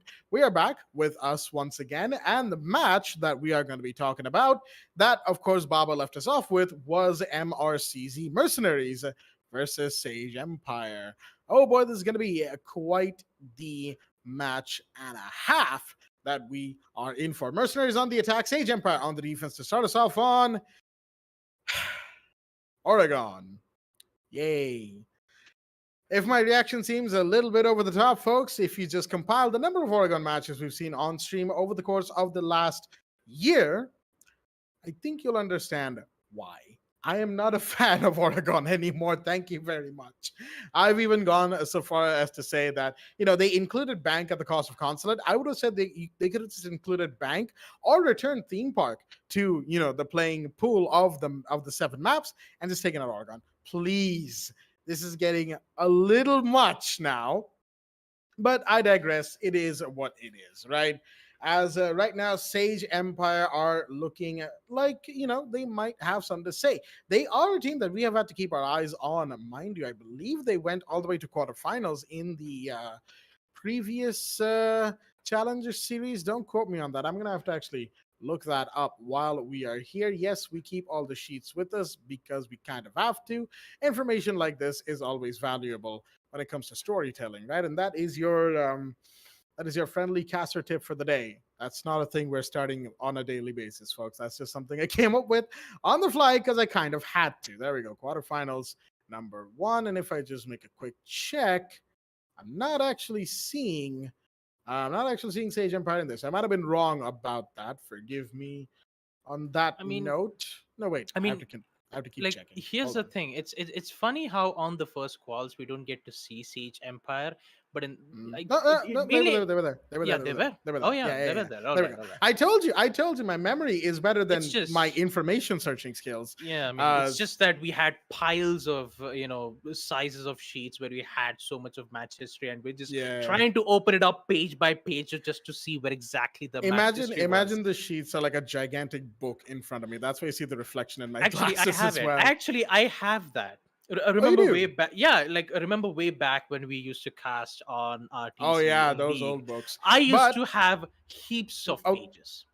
Yeah, we all did, but I think we're gonna have to pause that conversation for a little bit of time because, folks, the match itself is live. We didn't get to do any hyping for the match, but here we are: Mercenaries versus Sage Empire. Starting us off with Mercenaries on the attack, Sage on the defense. Man, that's one way to start off a casting session for a match. I'll tell you what, folks. But regardless of all the fun and games, Sage Empire on the defense will have their first ban, and they will decide to take out the Thatcher. Good old Thatcher. Good old ban, permaban at this point, Thatcher. I mean, how many games do we even get to see him played on? Competitively, probably none. Maybe a few in ranked and unranked if both teams are willing at that. As Nomad will be the second ban of this match by Mercenaries. Nice and quickly taking care of the operator that can shut down flanks, runouts, that can do just so much work for one attacking round, multiple attacking rounds for that matter. Nomad is just that strong of an operator, and teams, whether they're attack first or defense first, don't want to deal with her. That's why she is off the board. Valkyrie will be taken care of as well, a big operator, one who's been part of quite a bit of discourse lately about whether or not she should be able to throw her cams outside or something like that. To that, I say, just bring IQ. If a Valkyrie is in play, have somebody in your team bring IQ and bring the secondary gadget as required. It's not going to be that hard. It's just one adaptation and a change in how you push. Maybe one operator here and there, and that's it. You're not really looking at much, but I digress. That's just how I feel about it. And the final ban, of course, Mira. Not much to talk about there. We've talked about Mira bans a lot. Area denial, information potential, killing potential, just that strong of an operator. And that's what you get with one-way Black Mirrors, very strong ops. But with all that being said, the ban phase has been taken care of, and we're going to be moving into round one.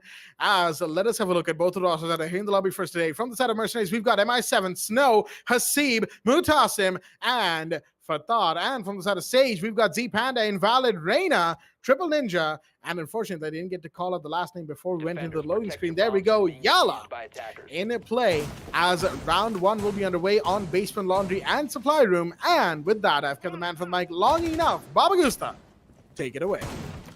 Well, thank you for that, Jack. And without having any further delays, we will proceed to our second matchup. Mercenaries versus Sage Empire. The map will be on Oregon. The first site will be on Basement Laundry and Supply Room. And talk about Thatcher's ban, though, I do have to talk about Thatcher. Like, it's so funny how even though if we don't ban Thatcher in any unranked matchups, you still don't get to see Thatcher being brought up. I just had to point that out specifically because, like, it's just. He's been permabanned at this point. Like, I don't even know what's going to happen to Thatcher's EMP. Whether if we will see a huge nerf being brought up, so that most of the attack bans, especially in the next in the next phase, we might expect an OSA being banned nonetheless. But for now, let's just proceed into the action phase as we won't waste any time as we see Mutasim bringing in the Finca, the Spear 308. As the information, knowing that one of the players is from the White Stairs, and it would be good if he has that information, though, because it's quite late for now. We'll be able to get the kill because one of the player is currently holding in towards security room, especially bringing in Finca was an interesting one from MRCC to bringing up. And look at that, first frag will come in from MI7, so he'll be able to take out Z Panda. Mozzie is gone, and so does Snow, because he is down as well, running towards the second floor site. What exactly happened? Yep, that is Invalid, who just went in for a huge brave peek. Now he needs to worry about the push which is going to happen in towards that particular side. He will fall back nonetheless. A good, wise decision, knowing that the entire player on the side of the attackers have gained control for that specific position. And there you go. Safe and sound. He'll just fall back in towards the freezer. He'll be able to make his final stand nonetheless. Again, even with that huge frag, if Invalid was taken care of right in towards that first floor side, then I would have said the Sage Empire would have been in big trouble. Knowing the side is on basement, they just have to make sure that they have good amount of man count to hold on in towards freezer, and also a push being made in towards Basement Laundry. Nice little push right here coming in from the side of Mercenaries. Again, this is Mercenaries. Sage Empire going to be fighting uphill quite hard as Mutasim gets another boost in. Snow needed that. Mind you, he needed the heal. And that, of course, is going to allow the Buck to be a little bit more free with how he goes for his plays. Another heal comes in. Snow is the one mainly benefiting off of this, but the overheals are always nice. Flashbangs go in to burn out ADS, as MI7's grenade will go in towards Boiler Room as well. Not going to find much off of it, as smoke grenades are now thrown in as well. Reina, oh dear me! Oh dear me! Invalid. he got a team kill, and then MI7 finished him off as well. Triple Ninja does find one, but he gets refragged instantly by Motasim as the gas grenades come in. That's going to deny the plant, but that's not going to matter for too long. MI7 comes in, and that is going to be the finish, and the final kill of the round. MRCZ taking things about as jovially as you can, and oh, that team kill did not bode well for the side of Sage Empire. Invalid. Unfortunate, they both lined up, and it was either going to be a team kill and a defender loss, or a team kill and an attacker loss, or both defenders go down to the one attacker pushing in. And unfortunately, it was arguably the worst outcome for Sage Empire in that situation, as MRCZ take round one. Well, that is MRCZ for you, ladies and gentlemen. That is how MRCZ roll. The same thing cannot be said to Sage Empire, though, because they just immediately, perished. Or I wouldn't say perish would be the word. I would say just disappeared without a trace. But still, hopefully, Sage Empire would make sure that they would hold their ground on a site like second floor kids dorms. And also, we do see some changes in the optics again from Invalid side, as the one who's playing as the Vigil will bring in the castle, the armor panels, which will in fact be placed in towards the kitchen side, making sure that the defenders will have that fortified. And MRCZ needs to waste some of their utilities to open up the castle's armor panel so that they can slowly make their way in towards that particular building to establish that vertical lines of sight in towards kitchen. Now, it won't be a bit difficult for Sage to defend kitchen, knowing that you have so much of utilities, you have so much of covers with the help of those Vulcan shields. The main problem is, can they successfully hold out their defense on a site like Kids Dorms? That's the main question that I have to talk about, and talk about Mutasim, who just kept using the adrenaline surge so that he could give Snow a good amount of HP so that he can survive good amount of gunfights. Because you just remember that Snow was down in the previous round, and all Finka had to do was just keep using the adrenaline surge so that Snow would get good amount of HP, because the health stacked for now. It doesn't just disappear immediately. So Snow had good amount of HP while he was pushing in towards the blue bunker, but it's just a good op to bring in, especially on the attack side. You have good amount of sustain, you have good amount of healing capabilities so that the attackers could survive most of those gunfights. And there you go. The first kill will come in from Fatar as he will take out Triple Ninja, and he's definitely not wasting any time going in towards the basement laundry side. It's a bit more afraid there might be one more roamer who's holding in from that specific position. And there you go, another kill from Fatar as he takes out Z Panda. There goes two players on the side of Sage Empire, and looks like history repeats itself. That could be the case, but only 2 kills have rung out so far, mind you. I'm not saying that MRCZ will start losing bodies magically, but oh dear me, Fatar, you got to be careful, my guy. This may be the map where, a position in this map is named after you, but you got to be a little more careful than that, as the kill rings out from MI7, and there goes Yala. I don't think he was aware of Fatar pushing in, and MI7 survives that. Okay, then, and the kill is taken right there from the Maverick. Okay, the Buck was the one who survived that. Do excuse me.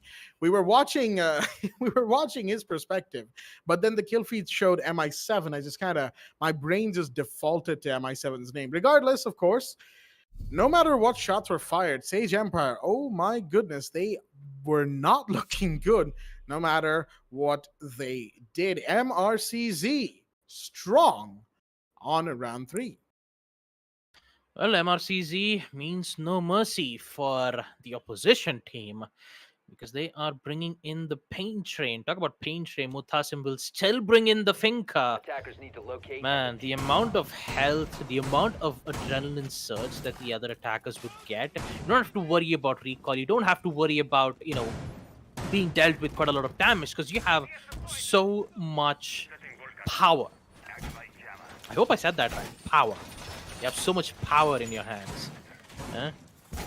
I mean, I still remember one of those lines where you just said reality can be quite often disappointing, as like a great Thanos would say. But yeah, talking about Sage Empire, not looking too good in their past 2 attack rounds. Basement Laundry, second floor kids, definitely not favoring them at all. And now they've made a decision to change some of their strategies for now. You see a lot of rotates being made from kitchen towards meeting. You even have a armor panel being placed in towards the meeting as well. And now the main question is, how will they go through? Talk about grenades, they have 4, 2 from Finka, 2 from Maverick. they could use it, and definitely Fatar is not wasting any time because he has so much cover. He could be able to find 3 players on the side of Sage Empire if he finds that opportunity. One of them is in towards the security room, and Fatar really needs to be careful of his own stairs. Looks like he'll be able to hear that sound quite enough. Again, patience is the key to virtue as he gets 1, gets 2. That is Fatar for you, ladies and gentlemen, as he takes out both Z Panda and Triple Ninja. And look at that. Again, we will see 2 players down on the side of Team Sage Empire, and MRCZ is showing no mercy at all. And looks like Fatar is trying to get his ace. Will that happen though? We're about to find out in 2 minutes as the breach will come in to blow up the walls on Kids Domes. Well, they don't call him No Mercy MRCZ for nothing, as they are quite literally showing no mercy to the side of Sage Empire. Mind you, this is not the same Sage Empire that we had seen even in the previous quarterfinals, I believe. So it's a little disconcerting to see where they are right now. Reyna does find one, but then gets traded instantly. It's now a 2v4, as MRCZ have finally lost a player. Would you believe it? As Sage are still trying to give themselves a better position. Fatar once again on white stairs. Can he find one? No, he's actually going to go down to the Jaeger, who is aware of the push this time around. Mutasim gives the boost as the plant goes off, but no, the kills are coming in. MI7 finds one more, and there we go. The Thermite will find the last one. And that is going to be Mercenaries taking round 3 as well. Some tells me Sage Empire might want to change up sites once again. Maybe Kitchen? That's probably a good idea.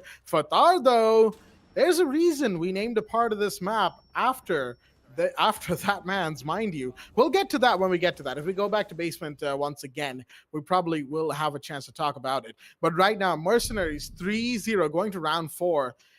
There's not much I can say. Sage Empire, unfortunate. You know, we might even sound a little harsh against them today, but it is what it is. They had a very decent showing in the previous time we saw them, even in the quarterfinals. Sure, they lost to Mercenaries, right?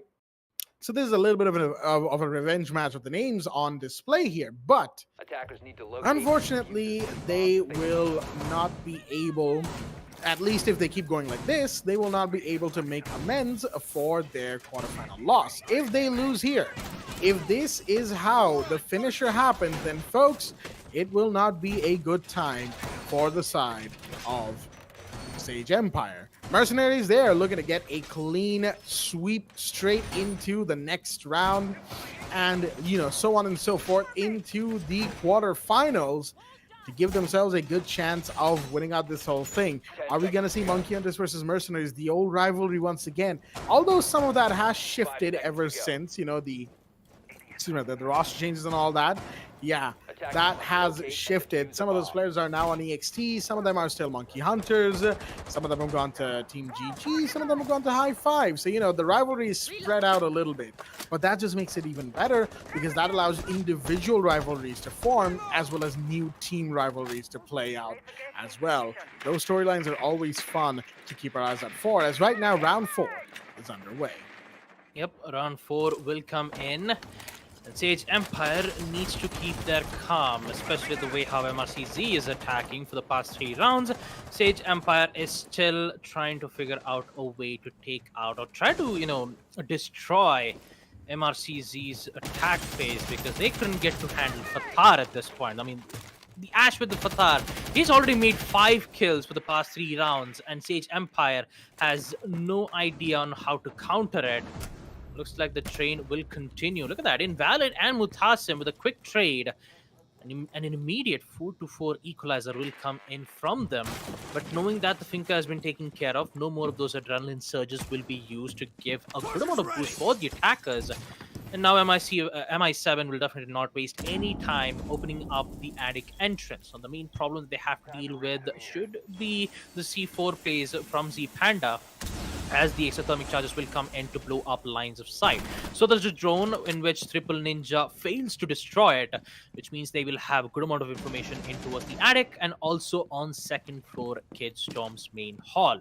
Again, not looking too good for Sage Empire, but still, having eliminated Mutasim, they just need to take out Fatar, and maybe we might see Fatar getting taken care of from the Mozzie. There you go! A prone peek from Yala to take out one, Z Panda with the other to take out Snow, and there you have it. Sage Empire has finally figured out a way to come back. C4, will it connect? Yes, it does. Z Panda will come in for the final frag to take out MI7, and Sage Empire will win that defensive round on Kids, Doms, and Main Hall. Beautifully done from Sage Empire. Beautiful plays from Invalid, taking out Mutasim, and in a very quick, early trades being made. So we will see Sage Empire win at least one of their defensive rounds. So a job well done for them, but they still need to win 2 more defensive rounds so that they could equalize it 3-3 in the first half, and hopefully they could come back in the second half. That's what I would mainly suggest for Sage Empire.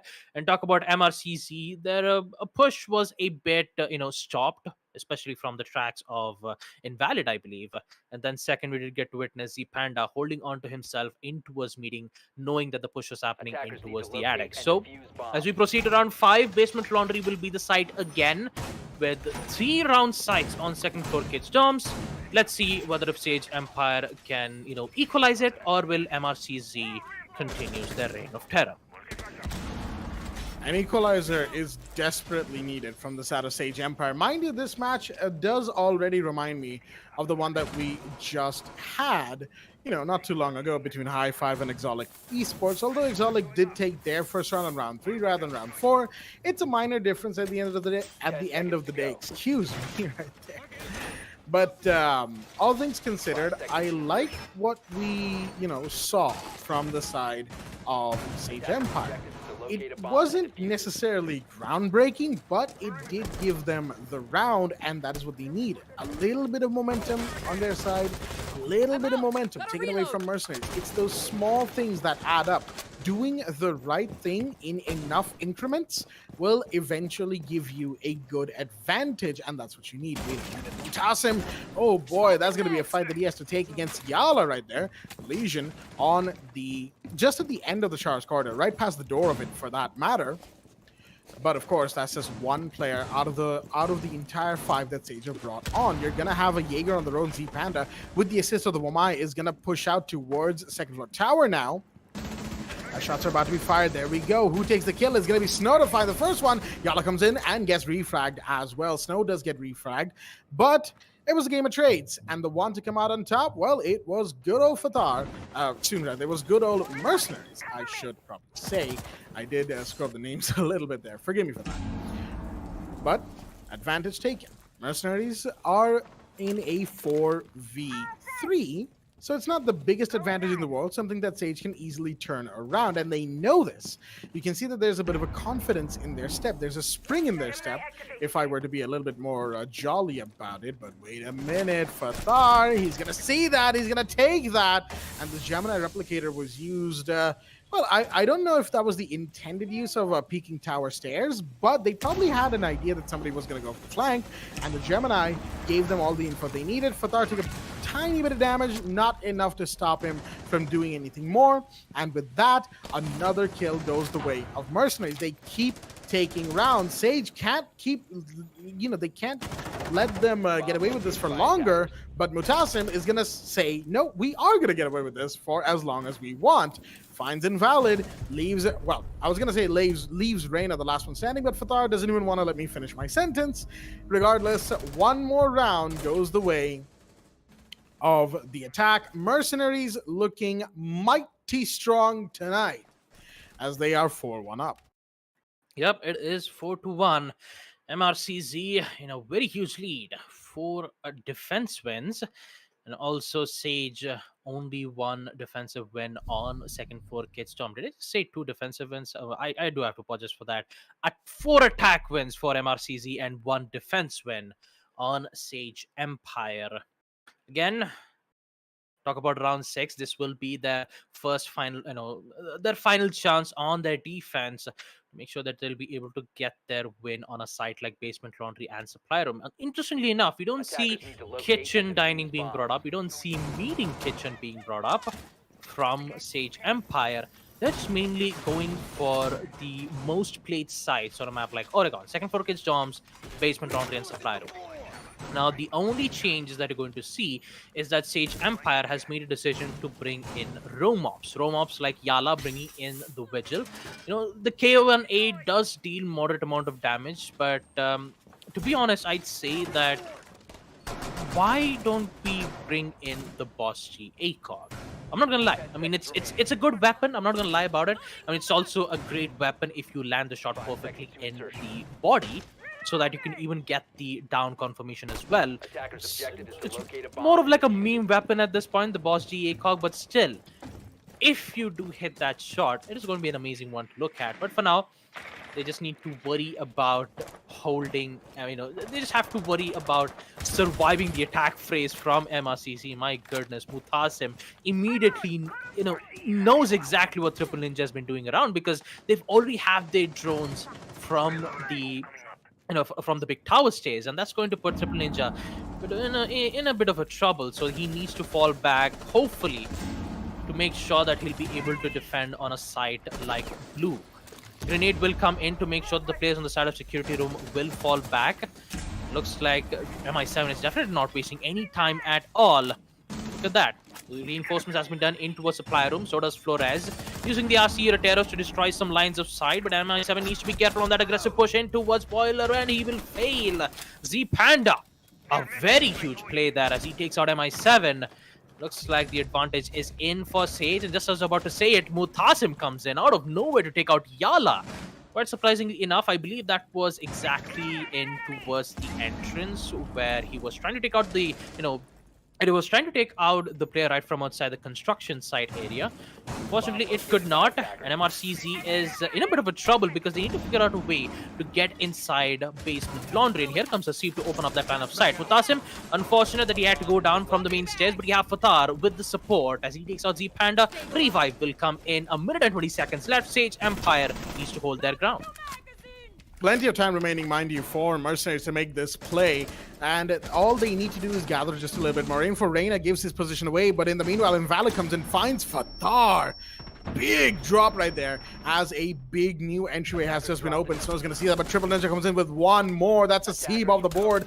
Huge drops coming in all over the place. It's a 2v3. Snow and Mutasim, the last one standing. Make that only Mutasim as he has to contend with this position he has found himself in. Can he find one? Yes, he does. Can he find the remaining two? Sees the Jaeger, has to fall back. Does he know where the other one is? No, he doesn't. He's got to find them now or never. Shots fired, but no, unfortunate. He will end up being taken down. Sage Empire will successfully defend another round. Good stuff from Sage. Looks like they are learning. They are changing things up. At the very least, enough to shut down Mercenaries where it counts. And it shows. It shows quite well in their playstyle. Mercenaries 4-2 in the lead going into the half.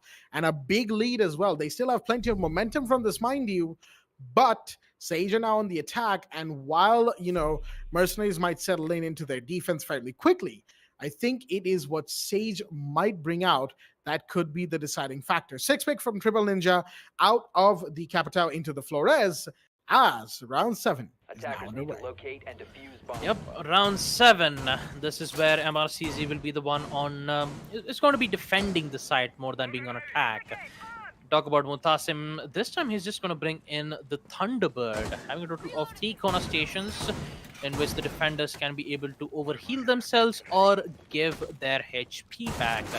A very strong tool for the defenders, can also work out for the attackers as well if you keep it in a place where, if the corner station works nonetheless. And look at that, Fatar has been taking quite a lot of damage from Haseeb's M5 shotgun. Not to worry, you have the corner station for their recovery. All you have to do is just place all those 3 corner stations in a place where Fatar can go back and reheal himself. It shouldn't be much of a problem for them, but looks like Fatar is not going to do that because he definitely doesn't want to waste time. Because he's the one who's going to be roaming around on a place, maybe into his basement laundry, maybe on that particular site, or maybe holding off into a second floor attic. That might be a particular place where, Fatar will be going through, but never mind, he will be able to get that healing nonetheless. And talk about the attackers on the side of Team Sage Empire. Invalid definitely not wasting any time getting the control of big towers. And now he just needs to worry about opening up the walls in towards Addex. Snow using the magnets to make sure that most of the projectile from the attackers will get caught and will be placed in a different location. And Invalid already getting control on the big tower stage is a necessary thing to do, because if they don't, and if the Heart Breacher does however fail to open up the wall, things might not go well for Sage Empire. And talk about Invalid again contesting the angle, but no, Snow will come in with the MP5 to take out the Zofia. And also another player down on the hands of Sage. See, Panda goes down as well, and the attic wall hasn't been breached. Not good again for Sage Empire, because that's the main wall that they had to open around, the attic wall, which could have been used to provide a lot of pressure for MRCZ. That has been taken care of. Yala is gone from Fatar. A beautiful shot from the P10 Roni. Now there's only 2 players left on the side of Sage Empire. Reina needs to find all 5 players, in which he'll be able to find 1. That's Mutasim gone. He needs to find 4 players from MRCZ, which in fact it is a very difficult thing to do. Grenades, actually flashbangs, will come in from Triple Ninja as we see Reina gets taken out from MI7. And now the last player will be none other than Triple Ninja. He needs to find 3 players. One of them is MI7, who's been down in towards the trophy. And now, last but not the least, we'll see Fadals. Actually, not Fadals, Fatar getting the final kill as we see MRCZ win round 7, second floor Kid Storm's main hall. Good defensive hold from MRCZ as they'll be able to get their hold again. 5-2 will be the scoreline as we proceed to round 8. I'm just quite surprised I said Fadals instead of Fatar. Methinks somebody is quite excited to see that eventual EXT game, folks. Extraordinary Esports, Fatals, if everybody remembers correctly. I do. I think I do. I hope I do. But yeah, regardless of all the fun and games in between, Sage Empire, outplayed entirely by Mercenaries. Just outplayed, I have to say. That's the kind of play we love to see, you know? It's not all about getting the breach done and not all about, just getting kills in the final execute 20 seconds of the round. No, it's about outsmarting your opponents and coordinating with your team members to make plays like that. I mean, how many players from Sage Empire would you expect to, actively peek a Maverick breach with somebody watching tower stairs like that? Probably no one, right? Probably no one, unless they were feeling particularly brave. For Mercenaries, it's just another Monday evening. They do this on the regular. They love peeking that. Whenever they want to, and they want to often, they do it. They'll just do it.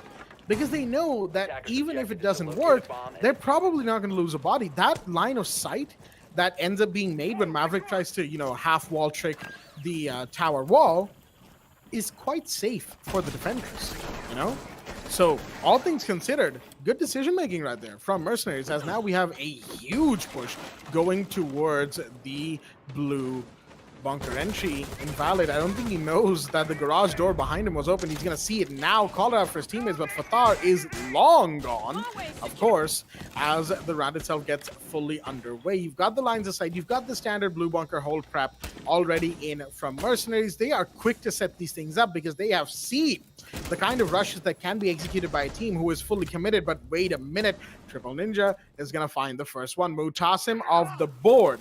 That is the Jaeger down, and we're only just passing the 2-minute mark. Already we see Sage Empire getting that first huge kill there, taking out Mutasim. The Jaeger has been downed. Talk about Snow, who's been dealing a bit of a damage in towards the boiler side. It's going to be a bit difficult to contest against Triple Ninja because he was the one who did pick out the Jaeger. They still need to worry about Fatar, who's currently roaming in towards the kitchen side, and Snow just realized that he just needs to defend both of those angles because Ash, currently the one who's holding that particular place, needs to worry about that particular angle. And look at that, Fatar doing so much work there, taking out 2 of those players, the Panda and Invalid gone. He just needs to worry about the Ash from the main stairs of Big Tower. make sure that Snow will just mainly have to focus around the boiler, from the boiler angle, actually from the blue angle, where most of the attackers are slowly making their move. And look at that, triple ninja in towards blue, knowing that you need a good amount of cover. And Fatar, who is in towards meeting, he should be the one who has to make that plays nonetheless. And now Reina, definitely not wasting any time because they've made a decision to push in towards basement laundry stairs. 50 seconds for the attackers to make their push. And talk about only 3 players left. I mean, even the mag count has been equalized again, 3-3, and Reina making sure that they would push in towards Freezer, while one of the players, that would be Triple Ninja, is still in blue entrance. He's just providing good amount of distractions, whereas 2 of the players on the side of Sage Empire are slowly making their way in towards Freezer. Again, push will come in, and with that C4 throw being made, Reina will push aggressive. But Hasib will say otherwise, taking out Yala right in towards the laundry room. He just needs to worry about 2 more players. That's 1 more. Triple Ninja gone. And Reina comes in to take out Hasib, which it is now a 1v1 showdown. It is Fatar versus Reina. What's going to happen next? Well, we all do know that it's going to be a post plant. But will we see Fatar win that gunfight? They don't have any information. They just have to relay the information in which the teammate has been given. Freezer push will come in, and so does the attacker, who is patiently waiting for Fatar to give away his information, in which he will do it right about now. The rotation will come in. Does he see the head? Yes, he does! Fatar! Triple kill to take out Reina, and we all know what happens next. We all know what's going to happen next. It is match point for MRCZ. 6-2 will be the scoreline. Good clutch from... I wouldn't say a good clutch. I would say a necessary clutch being made from Fatar. 6-2 will be the scoreline, and also some impressive plays being made from Triple Ninja at this point. He did pick out 2 of the players in towards the boiler side from the blue bunker entrance. That was 2 important kills. And Sage Empire, they almost had the chance to go in, get the control in towards supply room. It's just that they had to deal with Fatar, who was at meeting, took out all 3 players on the side of Sage Empire just like that. 2 players gone on the side of meeting, realized that, Sage Empire is adding a lot of pressure from the brick tower stairs. And my goodness, it's just Sage Empire just, it's just, they just did not expect it to see Fatar just picking out those players one by one. Attackers need to locate and defuse bombs. I mean, it is what it is. There's a reason we named tower stairs Fatar stairs after all. But, like we said, it is what it is. Mercenaries 6-2 up, and Sage Empire, well, they might as well bring in a Dokkaebi with the Boss G at this point. Would probably be a little bit better for them in the fun department, not so sure in the effectiveness department. Mind you, just like Baba said not too long ago, I will stand by the fact that the Boss G is a good weapon, ACOG or not. The ACOG just makes it infinitely more fun, right? But in the hands of a good shot, which in the pro scene of Rainbow Six there are many, Boss G can be a force to be reckoned with. The only thing that really holds it back is the fact that it's a 2-shot weapon, right? You take out, you throw out 2 shots, and then you're out of ammo until you reload. And while you're reloading, you are a sitting duck. So you gotta be, you got to be a little bit more careful with that weapon. Some would say they play the TCSG on the Kaid or Goyo, but that's on the defense. Sage are on the attack, so, Boss is their only option if you want to go for the slug-firing fun guns. As Triple Ninja is going to push in with, he's going to wait for the Gemini replicator. First, we toss him. He's going to just reinforce off Games Room wall. All right, a little late, but better late than never. As the push is coming in on towards second floor, you have the flashbang being thrown by Triple Ninja. We could see from the operator outlines, of course. Reina, meanwhile, preparing a push towards garage. Mutasin, big push coming his way. He's got to be ready for this. Invalid takes the damage right there. And here comes Snow to find Z Panda. Once again, big beginnings right here from Mercenaries. Invalid is low. Z Panda, the Maverick, off the board, and yet they haven't gotten rid of the bedroom breach, let alone verticality towards the site. Once again, a good early round play from the side of Mercenaries, but you gotta be careful. Hasib will hear the breach going off from that garage, from that reinforced wall facing garage. I think he wanted to contest that, but he's got the shotgun out, playing close range. That's smart. You got to play close range here. As my son's going to take damage, but Mutasin comes in. He's going to find Triple Ninja, and it's now 5v3. Well, Attackers have located a 5v3 bomb. Sage Empire not looking too good again because they have no idea on how to counter MRCZ again. They're just giving all they've got to try to at least take out one of those players, but it's not too. I mean, it's not working well in their favor. Jack Hasib will come in to take out one more player as we see Fatah taking quite a lot of damage, and here comes Mutasim and MI7 with the shotgun to take out the last player on the side of Sage Empire, and that too, it's the M5 shotgun from the FBI operator. My goodness, it's just. No mercy. No mercy at all for Sage Empire as we see MRCZ win 7-2 as they will proceed to the next phase. Unfortunate for Sage Empire, I do have to admit, they did give it their all, but it wasn't enough. It's just, oh my goodness. I mean, at this point, I don't have nothing else to say even on the highlights itself. It's just MRCZ all the way, both on first and second half. And talk about Sage Empire, they did all they could, winning on second 4K's main hall, Basement Laundry on 4 and 6. Other than that, it was just series of unfortunate events for Sage Empire at this point. It's just they did gave us a good show. I'm not gonna lie, but it's just Fatar, man. You just cannot beat Fatah stairs, no matter what. Even if he's on meeting room, even if he's on the stairs, he delivers it, and he just makes sure that it would be his own domain, and no one else will capture that objective. Well, that is very much true. Do forgive me. I was about to start speaking and then I forgot that I have myself muted. We do this quite frequently over here at the Esports Club, ladies and gentlemen, at least here on the AMD the Esports Club Challenger Series 2 streams, as it were, supported by Ubisoft here with the host. Yep, you get the point. As we are going to be moving into the highlights reel, nice and quickly, to talk about what we saw in the match just now. Although, just like Baba said, there really isn't much to talk about. Generally speaking, Mercenaries were really good today. We got to see some classic stuff from, well, I say classic, some generally expected stuff from them. Not so much from Sage Empire. Sage were very much all over the place. It felt like they didn't know what they were doing sometimes. I don't know if I want to make that statement, with full conviction, but at the end of the day, that's just how I felt about it. Sage felt like they were lost, as if they were looking for a way through the wilderness, and the only way they found was directly into the jaws of the bear. But it is what it is. And yes, I did just equate Mercenaries to a wild bear in the forest. Don't at me. As round after round, really, Mercenaries one after the other. Sage did take a couple of rounds in there while they were still on defense, which was good from them. They actually did show us, at least gave us a good showing, if you will, going into rounds 4 and 6. But other than that, again, what we saw from Sage was simply not what we like to see from Sage Empire. And again, we did mention that this is not the same Sage Empire that showed up into the quarterfinals of the previous Challenger Series 1. And that's for a reason, that the Sage we saw there was a much more vibrant, much more confident and destructive team overall. And on the other side, this Sage is far more reserved and, like we said, just a little bit lost, if you will. Just not really a great showing from them. Mercenaries move forward to the second round of the second qualifiers, and we move into a quick break for the AMD Esports Club Challenger Series 2 qualifiers to day 1, and we'll be right back after this short break for match number 3. Stay tuned.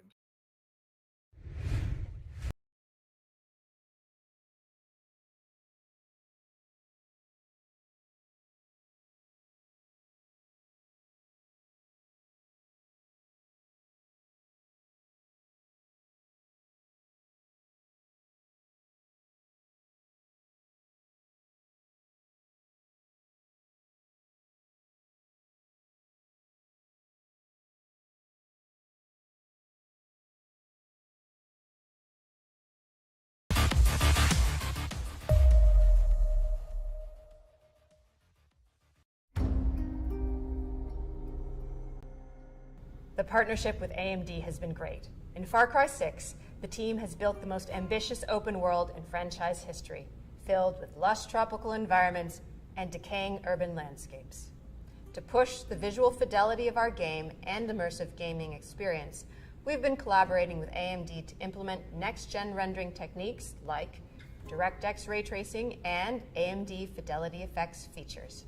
When implementing these next-gen features, we were challenged because we want the majority of players to have an enjoyable, smooth experience without having to turn their settings down.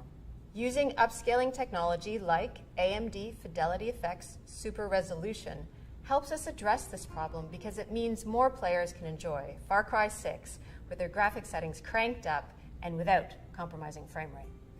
FSR is a cutting-edge spatial upscaling solution. It's easy to integrate into our development pipeline, and it delivers substantial performance boost while retaining excellent image quality on the highest quality setting. Additionally, we believe AMD's GPU Open and the support for open standards and platforms drive innovation forward.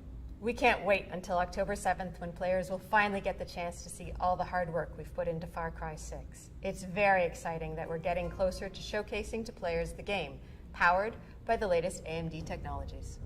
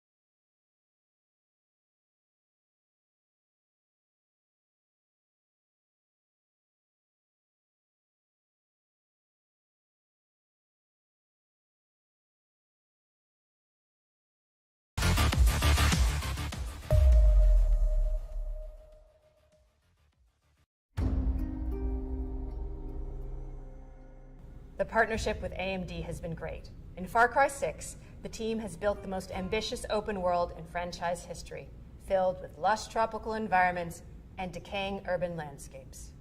To push the visual fidelity of our game and immersive gaming experience, we've been collaborating with AMD to implement next-gen rendering techniques like DirectX ray tracing and AMD Fidelity Effects features. When implementing these next-gen features, we were challenged because we want the majority of players to have an enjoyable, smooth experience without having to turn their settings down.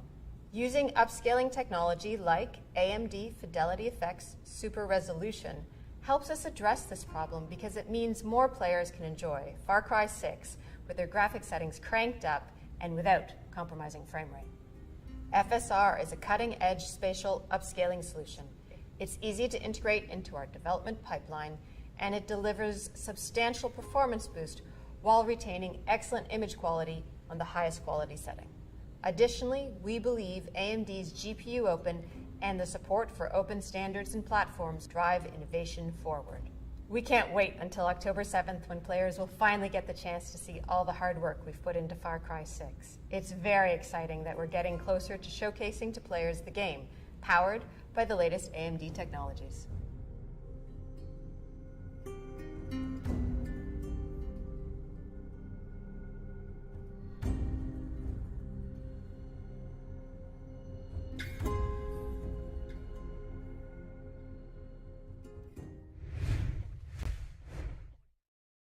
Alrighty then, ladies and gentlemen, welcome back to the AMD, the Esports Club Challenger Series 2, supported by Ubisoft Qualifiers 2 as well. Here with the host Blackjack and Babagusta as we are here for the third and final game of the night. Yes, it is only 3 games, folks, but it is what it is. We've had a lot of delays and a lot of issues with getting these matches on stream already, as evidenced by the fact that we're here on a Monday night and not a Friday night. So, you know, we're going to be going ahead with the final match of the night as well. Team Valiant versus Rogue on your screens, going live right now, in fact. So let us not waste any more time and join the players in the ban phase here and now. Rogue on the defense, Valiant on the attack, as the first ban of this match is going to go off, and it's going to be Thatcher from Rogue. To be expected, it is what it is. Thatcher never gets to play these days. Well, poor guy, man. You know, poor guy. All he wants to do is throw a couple of EMP softballs, maybe crack a couple heads like the good old days he used to, but he simply isn't allowed to play at all anymore. Valiants, on the other hand, are going to decide to ban the Jackal, nice and quickly getting rid of the roam clear type operator, and a pretty annoying one at that as well. As on the other hand, of course, they also have the first defender ban of the match and one of the last of the night as well. And it's going to be Kaid, all right, responding to that Thatcher ban in kind right there. Kaid is off the board, as we have the final ban coming up from the side of Rogue. Final defender of the night, who's it going to be? It's probably going to be Mira or Valkyrie. All things considered, I'm leaning towards Mira. Rogue is on the defense after all, and it's going to be Valkyrie. All right, they don't want to deal with the cams on their attacking rounds as well, it seems. So it looks like we are going to be having the full, well, somewhat standard ban set right here. Jackal, of course, is the odd one out. We usually see a Nomad ban or a Flores ban. But with that, we're going to have a look at both the rosters that are in the lobby for us today. From the side of Aliens, we have Killin, Nippon, Flickshotter, Kingslayer, and Dibjol. And from the side of Rogue, we've got Shadow, Retro, Spiky, Sheikah, and Oshan. As second floor CCTV and Cash Room are going to be the side of choice. As I've kept the man from the mic long enough, Babagusta, take it away. Thank you for that, Jack. And without any further delays, actually, there is a 10-second delays. We will proceed to the first round. Valiants on attack, Rogue on defense. Map is going to be on Clubhouse. It's been a while since I've seen Valiants make their debut. The same thing can be said to Rogue as well. It kind of feels like it's a new team being brought up around here. I mean, you see a lot of new players being brought up. You know, you have Shadow, Retro, Spiky, Sheikah, and Oshan.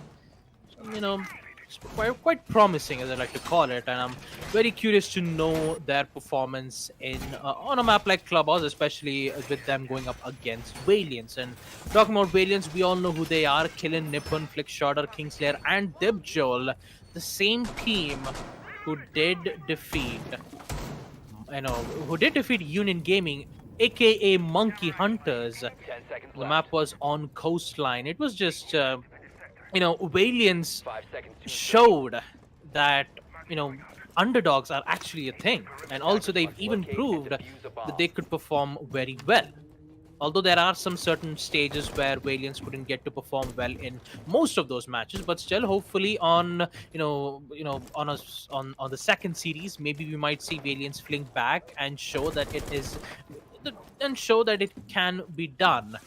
And hopefully, I'm just sure hoping that they are back nonetheless. For now, we'll just see Flick Shadow using the breaching torch to open up the walls of second floor CCTV by making some short holes to take out the mute jammers and proceed with Nippon using the exothermic charge to open up lines of sight.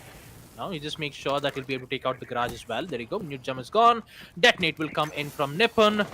Garage wall open. Now he just needs to worry about opening up CCTV wall. And that's easier said than done for the attackers. But Kingslayer is currently holding that angle to make sure that he might be able to find one or two defenders while they are in towards the red stairs. Second economic charge is being used and it will succeed blowing up the wall on CCTV. And there you go. Easier said than done for Valiance. Now they just have to worry about the push or maybe the execute on the side. Whichever one it is, Rogue is gonna have to, really, really buckle up here. Valiance, oh, wait a minute. I was just about to sing the Valiance praises and Killen goes and does that. We just saw him. I saw him out of the corner of my eye on the left side of the screen, falling off the building straight down and getting downed as a result. Killen, of course, has been picked up since as Retro is going to take a bit of damage. So is Dibjol from that interaction that they just had. Spiky takes a bit of damage as well, but Kingstar will go down. That's Retro with the first one and a big one as well. He has been downed in the meanwhile. Top of tower might just be secured. But the rest of Rogue is still watching. Valiance will need to be careful on entry up there in the meanwhile, as Killen will secure that kill. Retro off the board as the push-up is happening. Flickshotter as well as Killen. They are simply waiting on some sort of confirmation that they can go in for the big play towards CCTV, and they will get that done. More shots are being fired, but no defenders are taking damage as a result, mind you. It is, after all, a 4v4 between both sides. Make that a 4v3. Nippon finds one. That's going to be Spiky down. That is your mute gone. Flashbang comes in, but Shadow is safe. He knows he has to be careful, mind you, as Flashbangs did receive a huge buff as of recently. There goes the C4. Will it find one? Yes, it does. It finds the planter. Oh, dear me. Nippon's off the board. And the diffuser has to be recovered now or never, but it's on the breach where the C4 came from. Shadow, of course, was watching from red corridor, which means he needs to be taken care of now or never. Dibjol needs to get in there, and he will, but he doesn't pick up the diffuser in time. He's risking everything, and he still can't get it. There we go. He's got it finally. As the plan's going to have to go off. The Shadow goes on to one, but Killing goes down. Dibjol finds two as well. Going on the rotate from the bomb chassis. Oh, the chaos from that 1C4. But it does not matter, as Rogue, unfortunately, will not be able to hold on. They got a little too excitable right at the end, I think, and ended up getting taken down as a result. Oh, man. What a round and a half from both sides. Valiant's kind of shaky on the startup. Rogue, well, I'm not sure if I've seen them before, so I can't necessarily tell if that was up to their standards, but I gotta say, it was still pretty nice to see them have such a big impact on the round. Unfortunately, Shika will have, disconnected, so, we're just gonna have to get them back into the round itself. It's a pause, of course, as it were. And I think it's a game restart due to some issue on their end. So it's not going to take too long, I hope. Of course, we have the maximum pause limit and all of that stuff for both sides. The whole technical thing in the rule book and all that. But let's not get ourselves bogged down with that one, as round one, a good round one, has just ended with Valiance putting themselves on the board. Yeah, well, I would say that Rogue almost had that win on that side. Second for CCTV, a beautiful C4 from the Melusi to take out the planter. It's just that they didn't had much more cover because the attacker already had the control on garage. There's still two players in towards cash room, so one of those players had to make that push. And eventually Jaeger did. He did pick out the Ash, and the Ace was the main reason why he had to make that aggressive place in the first place. Because even if he did succeed in planting the diffuser, you still need to worry about the man counts. And talking about Valiance's man count, it was just reduced to just one player, I believe. No, it was just two players, one of which was still at CCTV balcony, holding the angle, making sure that he'll be able to provide good amount of covers as he, that he would need. He did that. It was a really good way to see that Valiance immediately adapted to the situation, knowing that they do not have much of cover. They had to go in for the frag, and they eventually did it. Really well. But I still have to commend the Melusi C4 that wasted quite a lot of time for Valiance not to just getting in towards the side. They had to pick up the diffuser, in which the Ace had so much difficulties to deal from. I mean, he sprinted it from the first. He didn't get the button prompt where he had to pick up the diffuser. He had to go he had to go at it again. And when he finally got it, it was way too late because the defender already had the control on Cashroom. So it was quite unfortunate, and also very chaotic round from Rogue. I mean, it was at this point, heads were popping left, right, and center. We had no idea on who's going to win. Even Valiance had slim chance. Rogue also had a slim chance where they could win it out. But yeah, man, that was quite a way to start off on the first round. Second for CCTV, Valiance have got it covered. I mean, now we just have to see what's going to happen in the next 5 rounds in the first half. Will we see Valiance, continue their win streak on attack, or maybe we might see Rogue come back on defense? Because the way how confident they were on second for CCTV gives me a bit of a morale boost to myself, knowing that Rogue has what it takes to win most of their defensive rounds. Although it's just a huge question to see how well that they would perform on attack phase. We just need to see how good their coordination skill is. We just need to see how good when it comes to going for those quick trades. It all comes down to the facts on how well they perform. But for now, we're just trying to get the information to see whether if the players on the side of team Rogue has arrived, and looks like it does. We just need to wait for the ready confirmation to come in, and without having any further delays, we'll just proceed to round 2, where the site will be on CCTV once again. CCTV once again from the side of Rogue. I'm not sure about that decision right there from them, but hey, I can't necessarily blame them either. They were pretty close to winning that round. Now, of course, all that being said, it still did go the way of the Valiants, and some would still say that they maintained control of the round throughout, only really having an issue with it until the very end. And that too, not for too long before the planter went around and shot everyone in the face. So, yeah, I would say Valiants probably still might get away with this round, but there is, of course, still things to be done. And those things meaning, those things are winning more rounds. Valiants, of course, need to win as many rounds as possible. Rogue, on the other side, they need to get themselves in for their first. And if they are able to get in their first round, well, that is going to be absolutely beautiful, if you ask me. Again, it all depends on how far they're able to take themselves into this match. If they aren't able to, give themselves room to work with, well, Rogue, unfortunately, will not be able to, walk away with a win from here on out. Valiants, on the other hand, again, the same thing stands for them. If they are, oh man, that hurts to see. I just realized what I was looking at. Sledge with the pistol. F in the chat, folks, for SMG11 Sledge. We miss him dearly. We miss it dearly.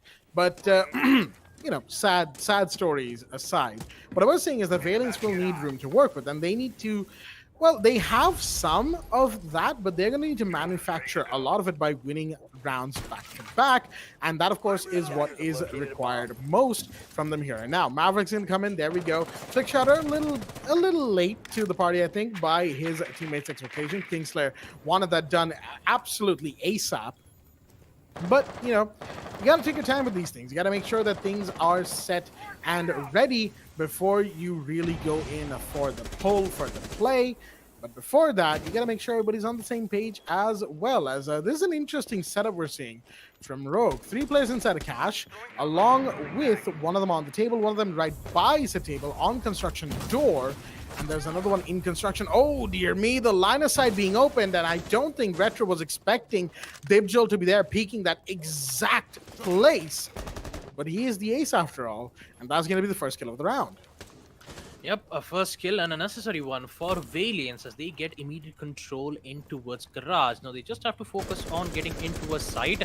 That's where 3 players on the side of Rogue comes into play. They just have to wait for the attackers to make their push so that they'll be followed up with a bombarded amount of C4s being thrown out. The Militia's Banshee deterrent will make sure to give them the information, but it will be destroyed nonetheless from the Ashes breaching charge.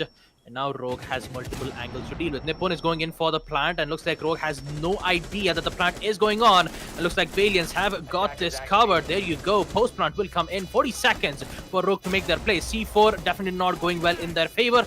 And now talking about Valiance, they have a good amount of momentum. Nippon comes in with the push. 2 kills for him as he takes out Spiky and Sheikah. And the last one will come in from Dibjol as he takes out Shadow. And there you have it. Valiance will win yet another round on second floor CCTV and cash room. Quite unfortunate that they couldn't get to bring in smokes with these gas canisters. So, I mean, they could have used either a C4 or a gas canisters, but still, Valiance, they really took it nice and easy. They realized that, most of the players on the side of Team Rogue are currently playing in towards cash and construction. All they had to do was to just get control on Garage, in which they evidently did. So, open up the wall on CCTV, went in for the plant. Easier said than done. The only difference is that Rogue had no idea that the plant was going in. They couldn't even get to throw the C4 because they were just, they were led with multiple angles from the attack side itself. They didn't had any information from the Valk camp because Valk has already been banned. I mean, they didn't.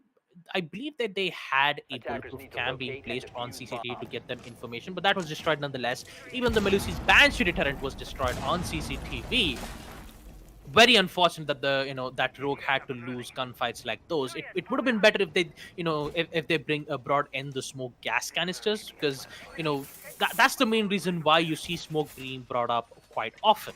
If they do went in for the plant, you could use those gas canisters to deny the push being happening in towards CCTV, or try to have at least one player be right from below the launch area where you could use the C4 and take out the planter on default.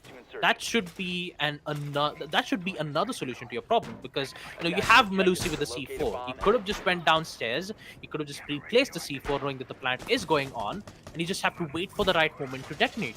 That could happen, but we don't get to see a lot being brought off from Rogue. It's just a simple angles being made. You saw 2 players on cash room, and we all know what exactly happened in the end of the execution phase. Valiance did that incredibly well. Rogue had no idea on how to counter it, and guess what? 2 attack wins on Valiance. And now talking about round 3, I believe the site will be on Basement Laundry and wait, did I just say Basement Laundry and Supply Room again? Oh my goodness. Welcome Basement to Borogon and Co. Basement Church and Arsenal Room. Yes, Basement Church and Arsenal Room being the site for Rogue to defend. Let's see how they're going to defend on round 3. Well, right now we have the standard dirt tunnel entry being made by the Maverick, as we have come to expect. And in the meanwhile, Ace will take care of the main kitchen hatch. Standard points of entry from Valiance. Again, they're not really doing anything too different or groundbreaking. They are just going through the motions of what the standard push entails, getting their setups done, and making sure they know what they're getting into. Interestingly enough, Rogue have opted not to hold on the dirt tunnel. They are actually going to stay away from that site. Instead, they are going to play for themselves more towards site, as Deep Arsenal, excuse me right there, whoa boy, Deep Arsenal has been pinged, and there we go. Killen's gonna find one. That is the Aruni that we were just talking about. Shadow off the board, 5v4. Killen's already so close to the main church hallway. All right, then he's already down the main stairs. That is very quick from Valiance, I must admit. And again, it sets them up so well, but Flickshutter is going to take a bit of damage right there. Doesn't matter. Spiky goes down. That's one more for Killen, as it's now a 5v4. 1v3. Here's the planter coming in. Nippon is going to go in for the plant. He's got cover from hatch. He's got cover from dirt. He's got cover from main stairs. Shots are fired. Dipjol flick shot to find 2. The plant goes off, and it's all up to Retro, the last one standing, going towards Moto. Sees the Ash, takes 1. But now it's a 1v4. How far can he really go? Not too far, turns out. Flickshotter comes in, finishes him off, and that is going to be round 3, going to Valiance. I mean, I don't get it from Team Rogue. I would say that they were mainly focused on winning gunfights, but I think it should be better for the defenders to try to use most of their utilities into play. Just like how we saw Melusi use the C4 on round 1. That was beautifully made there, forcing Valiance to pick up the diffuser on CCTV. We want to see more plays like that happen for Rogue. And, we don't get to see that in previous 2 rounds on CCTV. I mean, neither on CCTV nor on Basement Church. We want to see those plays happen. And talking about denials, I think we will see Retro switch in for a 6-pick, where he switches it out from a Wamai to a Capcan, a total of 5 EEDs. Not EEDs, EDDs, entry denial device, which will be brought off from Rogue, placing 1 from the main stairs, which in fact is a quite difficult spot for the attackers to see. And if they do get to see that to be at the attack drones, it shouldn't be also a problem to destroy it nonetheless. But talk about Valiants, who are very precise and very objective. Like, we don't get to see Valiants, try to loosen themselves, lose themselves up. They're just more of like very highly objective. They open up the walls, they go in for the plant, they just want to make sure that they don't make any mistakes furthermore, just like what had happened on round 1, and they're just going to keep it safe and secure as best as possible. Valiants are currently playing it safe, but the same thing can be said to Rogue as well. They're also playing safe as well. It's just that the C4, we don't get to see a lot of explosive ordnance being used around from Rogue. They're just mainly, hoping that they would win mostly via gunfights. So I would say that, gunfights from Rogues is still, helping them a lot. But it's best to try to use some utilities on their end too, so that you could be able to get more kills as well. I mean, try to use pulse with the cardiac sensors so that you can be able to take out players who are in towards kitchen. You could use that.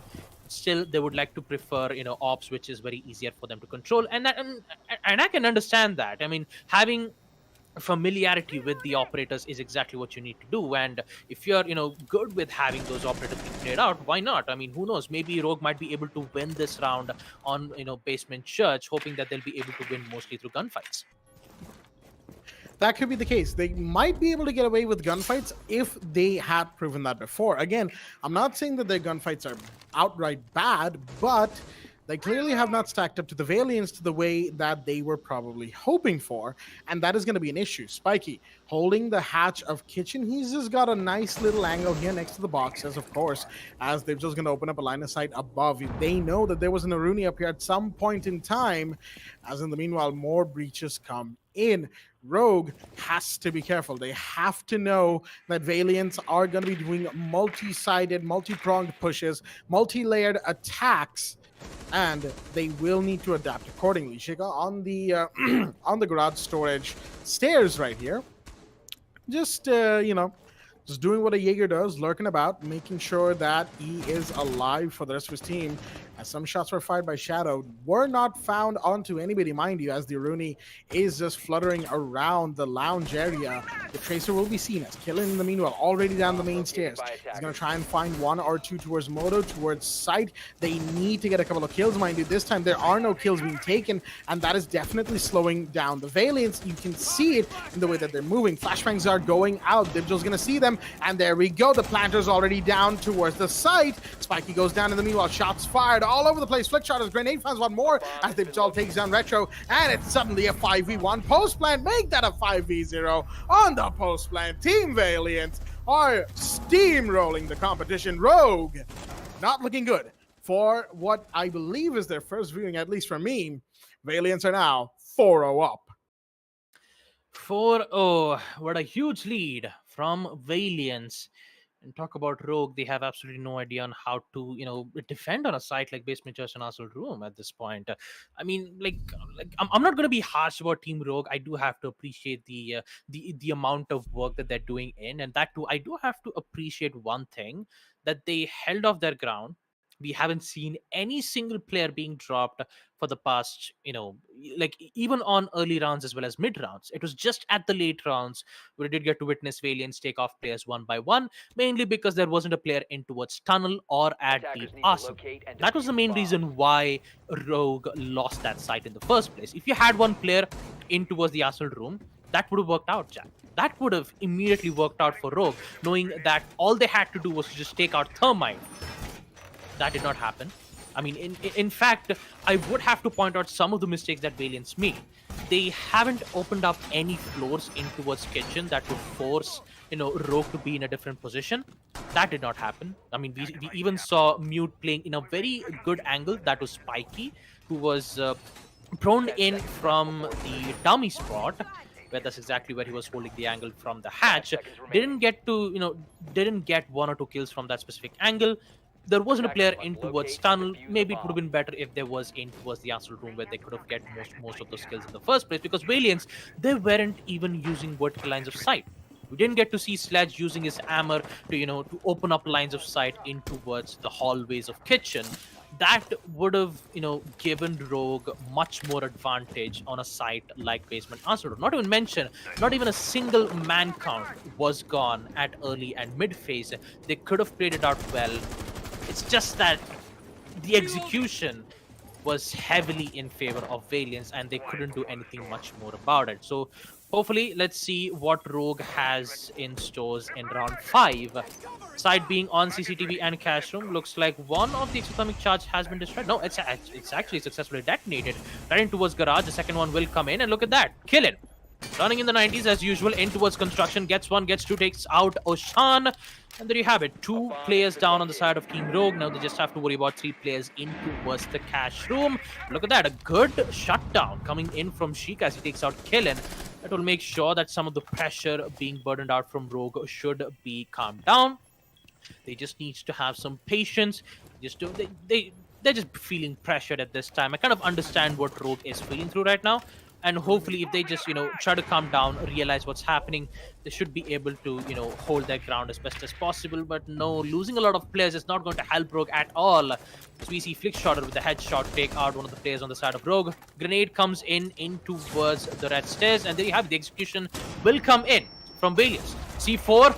Perfect use of that C4 from Shadow to take out Kingslayer. A 3v2 as the plant will come in. Flickshotter still looking strong as he takes out Shika. He just needs to take care of one more player, and that's going to be Jip Joel with the final kill on the side of Team Rogue, as we see Valiants be in a strong lead, winning 5 attack rounds in a row. And we see Team Rogue not being able to win a single defensive rounds. Unfortunate that Team Rogue couldn't get to do anything at this point, but still, I admire their efforts. They're doing all they can to get most of their kills. It's just that I kind of feel like they're feeling pressured. They're just, they're starting to panic all over again. They just need to calm down. They can do it. We still believe in you guys. Hopefully, we might be able to see some impressive plays coming in on round 6. I think the most important part to note here is I feel like Rogue is a pretty new team. And that might explain why I feel like I haven't seen them before, because if they're recently formed, well, I wouldn't necessarily have memories of them in that regard. Right now, so to speak, Rogue, not bad, at least in terms of setup. I'm seeing good setups from them. I'm seeing changes from them as and when required. Well, outside of maybe the rounds on CCTV, I didn't necessarily like the CCTV rounds, but that goes without saying. Again, it's my first time seeing them. The more I see of them, the more better, concise of an opinion I'll be able to form of them. But just off the top of my head right now, I like the way they're setting things up. They know what they're getting into with Valiants. That much is very clear. But just like Baba said, they're panicking. They're a little pressured. They feel like they don't quite know how to deal with the situation that they have been presented with. And that, of course, would be a symptom of a team being new and being put into a situation that they haven't faced before. And that, of course, is facing a team like Valiant. Sure, Valiant isn't like top 4 of the region. No. They were at some point, but right now, not necessarily. They're good, but mind you, they are very, very good regardless. And that, of course, means that Rogue are completely out of their depth. They are a fish out of water right now, and unfortunately, they haven't been able to make their way back towards safer shores, safer depths, if you will. Retro, in the meanwhile, is going to see the Maverick Breach coming in. He's going to find the Thermite's feet. No, he is not. Breach goes off on the gym wall nice and quickly. I'm seeing a lot of players situated either off site or away from site, such as Sheikah down below, such as players towards Cash Room. I don't know if this is the right move from Rogue. We saw a similar situation happen earlier today where the defending team had set up almost everything either below or, well, one player below, and I think 2 or 3 towards the Cash side, and they were completely obliterated by the standard push into master bedroom. And seems like that might happen again if Valiants are, if they are privy to the kind of play that is being made here.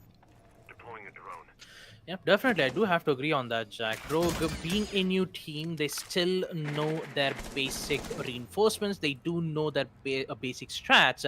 It's just that when attackers make their move, that's exactly where they start to have some issues. Talking about issues, we see Retro taking out Killin. Big drop as the Ash is taken care of. Followed up with Flicks, Flick Shotter and Kingslayer getting 2 more kills on the side of, Valiance. Taking out Spiky and Sheikah, and another kill will come in from Flick Shotter. Gets a double kill taking out Retro, and looks like Oshan might be able to see something else. Taking out Flick Shotter again. But now it's all going down to Castle in a 1v3 situation. Unfortunately, that's not going to work out again.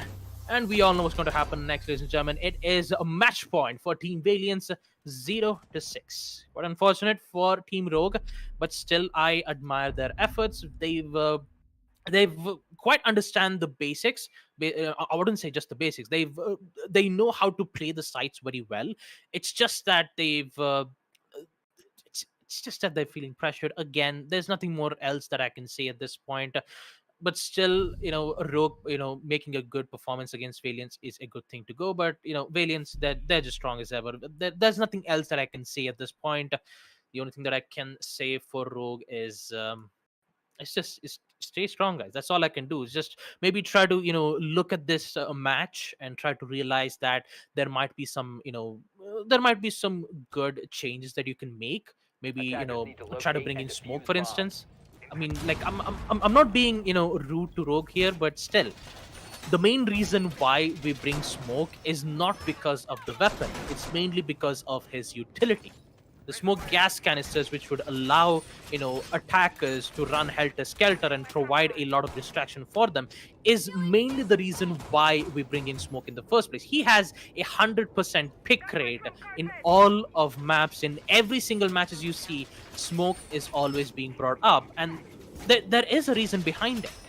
I mean, he's the most versatile, defender that you've seen. It's one of the most greatest optics that you see most of the time, and also a good operator to be playing with. And again, talk about Rogue. I do have to admit they've been doing an excellent job on some of the defensive holds that they did on the first half, but unfortunately, it's not enough. I mean, I'm really sorry about this, Rogue. It is not enough. It's just you just need to have good amount of experience, and hopefully by playing on a match like this, you might be able to see much more. Talking about Debjol, the first frag will come in as he takes out Oshan, immediately makes it a 5-4. And now Kingslayer is actually thinking of going for an aggressive peek. They have information that one of the players is in towards the roof side, thanks to the Alibi's Prismas, and also the breach will happen in towards CCTV. Easier said than done. Rogue is doing according to the books. It's just that Valiants are just adapting to the situation on what exactly they've been presented. And already, talking about Rogue, already 2 players down. Make that just 1 player left on the side of Rogue, where Spiky is the last man standing. He just needs to find 5 players on the side of Valiance, as we can see in the all chat. Mercy. Know how you pronounce that Mercy with an I? I almost accidentally thought that was the French merci, the thank you that they say. Yeah. But no, I think it's a call for mercy from the side of Rogue. It's the sad kind of hilarious, if you will, folks. We're not laughing at Rogue's predicament here. They, like we said, they are a new team. They are simply doing things by the books, and again, their setups aren't bad. Unfortunately, we didn't get to see much of their attacking setup, but their defending setups aren't bad by any means or any stretch of the imagination. But I like how you mentioned that they do things by the book. And oh, dear me, yeah. Killen just pretty much made my point for me. You know, they're doing things by the book. Well, Valiance just took the book, tore it up, put it through a shredder, and tore it up again. Put it through an atomizer at that, too. As Valiance will take a smooth, quick victory 7-0 against Rogue. And unfortunately, Rogue will have to try again in a different tournament, in the nationals, maybe in the qualifying stages of the nationals. We might see them. Of course, other than that, not much to say about them. The new team, unfortunately, getting their necks handed to them on a platter by Valiance. But shout out to Valiance. They will move on to the next round of the qualifiers, qualifier 2 of the AMD, the Esports Club Challenger Series 2, supported by Ubisoft. And of course, that is the third and final match of the night, folks, which means not much remains from us here at the caster's end as well. We are simply going to be talking about the highlights, a little bit more about the match that we just saw, and then we will end things off. So without further delay, let us head into the highlights and talk about the match that we just had. Baba Gusta, take it away. Well, I mean, we just already talked about the entire stuff about Rogue in the first half, so I'm just going to talk more about Valiance, though. They are strong as ever. We've seen, Flickshot or Nippon, Killen. These are some amazing players that we do get to see from time to time. And I'm very excited to see Valiance, who will proceed into the next phase, knowing that they have to deal with some quite power play teams here, Jack. They have to deal with MRCZ, they have to deal with a team like High Five. Those are some very big teams that Valiance have to go through.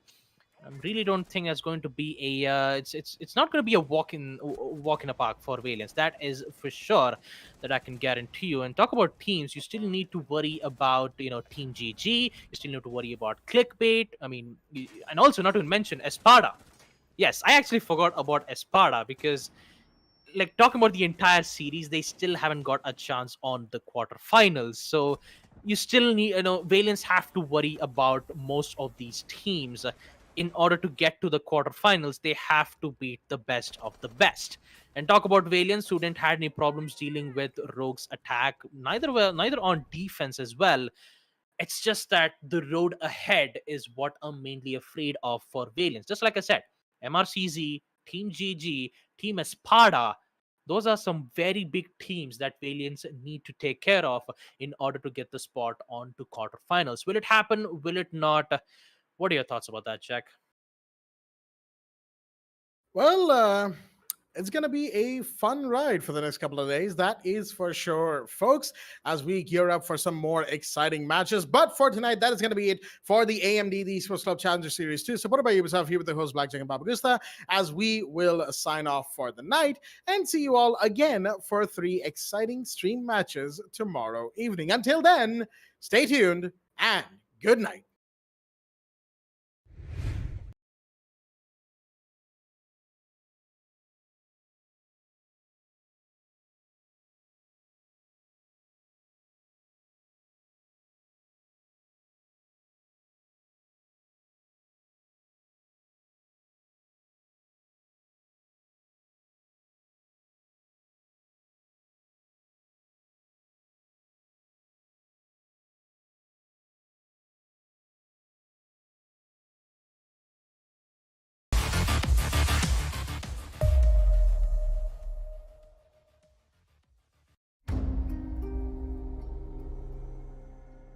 The partnership with AMD has been great. In Far Cry 6, the team has built the most ambitious open world in franchise history, filled with lush tropical environments and decaying urban landscapes. To push the visual fidelity of our game and immersive gaming experience, we've been collaborating with AMD to implement next-gen rendering techniques like DirectX ray tracing and AMD Fidelity Effects features. When implementing these next-gen features, we were challenged because we want the majority of players to have an enjoyable, smooth experience without having to turn their settings down. Using upscaling technology like AMD Fidelity Effects Super Resolution helps us address this problem because it means more players can enjoy Far Cry 6 with their graphic settings cranked up and without compromising frame rate. FSR is a cutting-edge spatial upscaling solution. It's easy to integrate into our development pipeline, and it delivers substantial performance boost while retaining excellent image quality on the highest quality setting. Additionally, we believe AMD's GPU Open and the support for open standards and platforms drive innovation forward. We can't wait until October 7th when players will finally get the chance to see all the hard work we've put into Far Cry 6. It's very exciting that we're getting closer to showcasing to players the game, powered by the latest AMD technologies.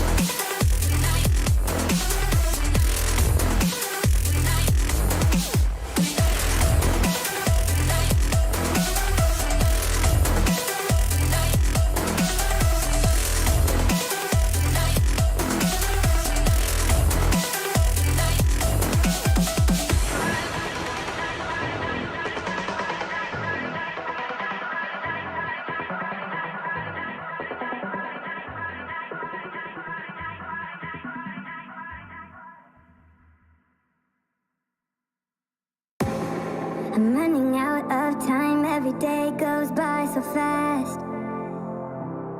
And every moment counts, baby, I don't wanna miss a thing.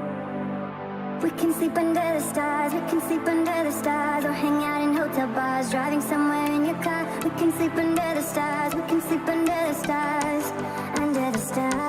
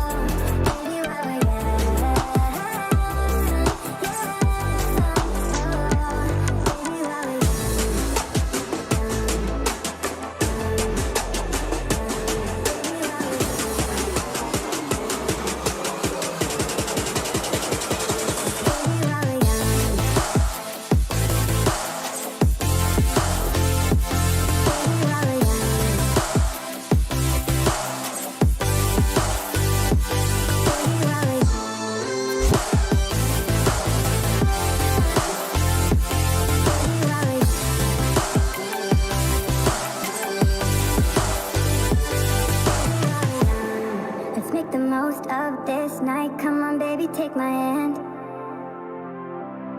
And we don't need to do the things we don't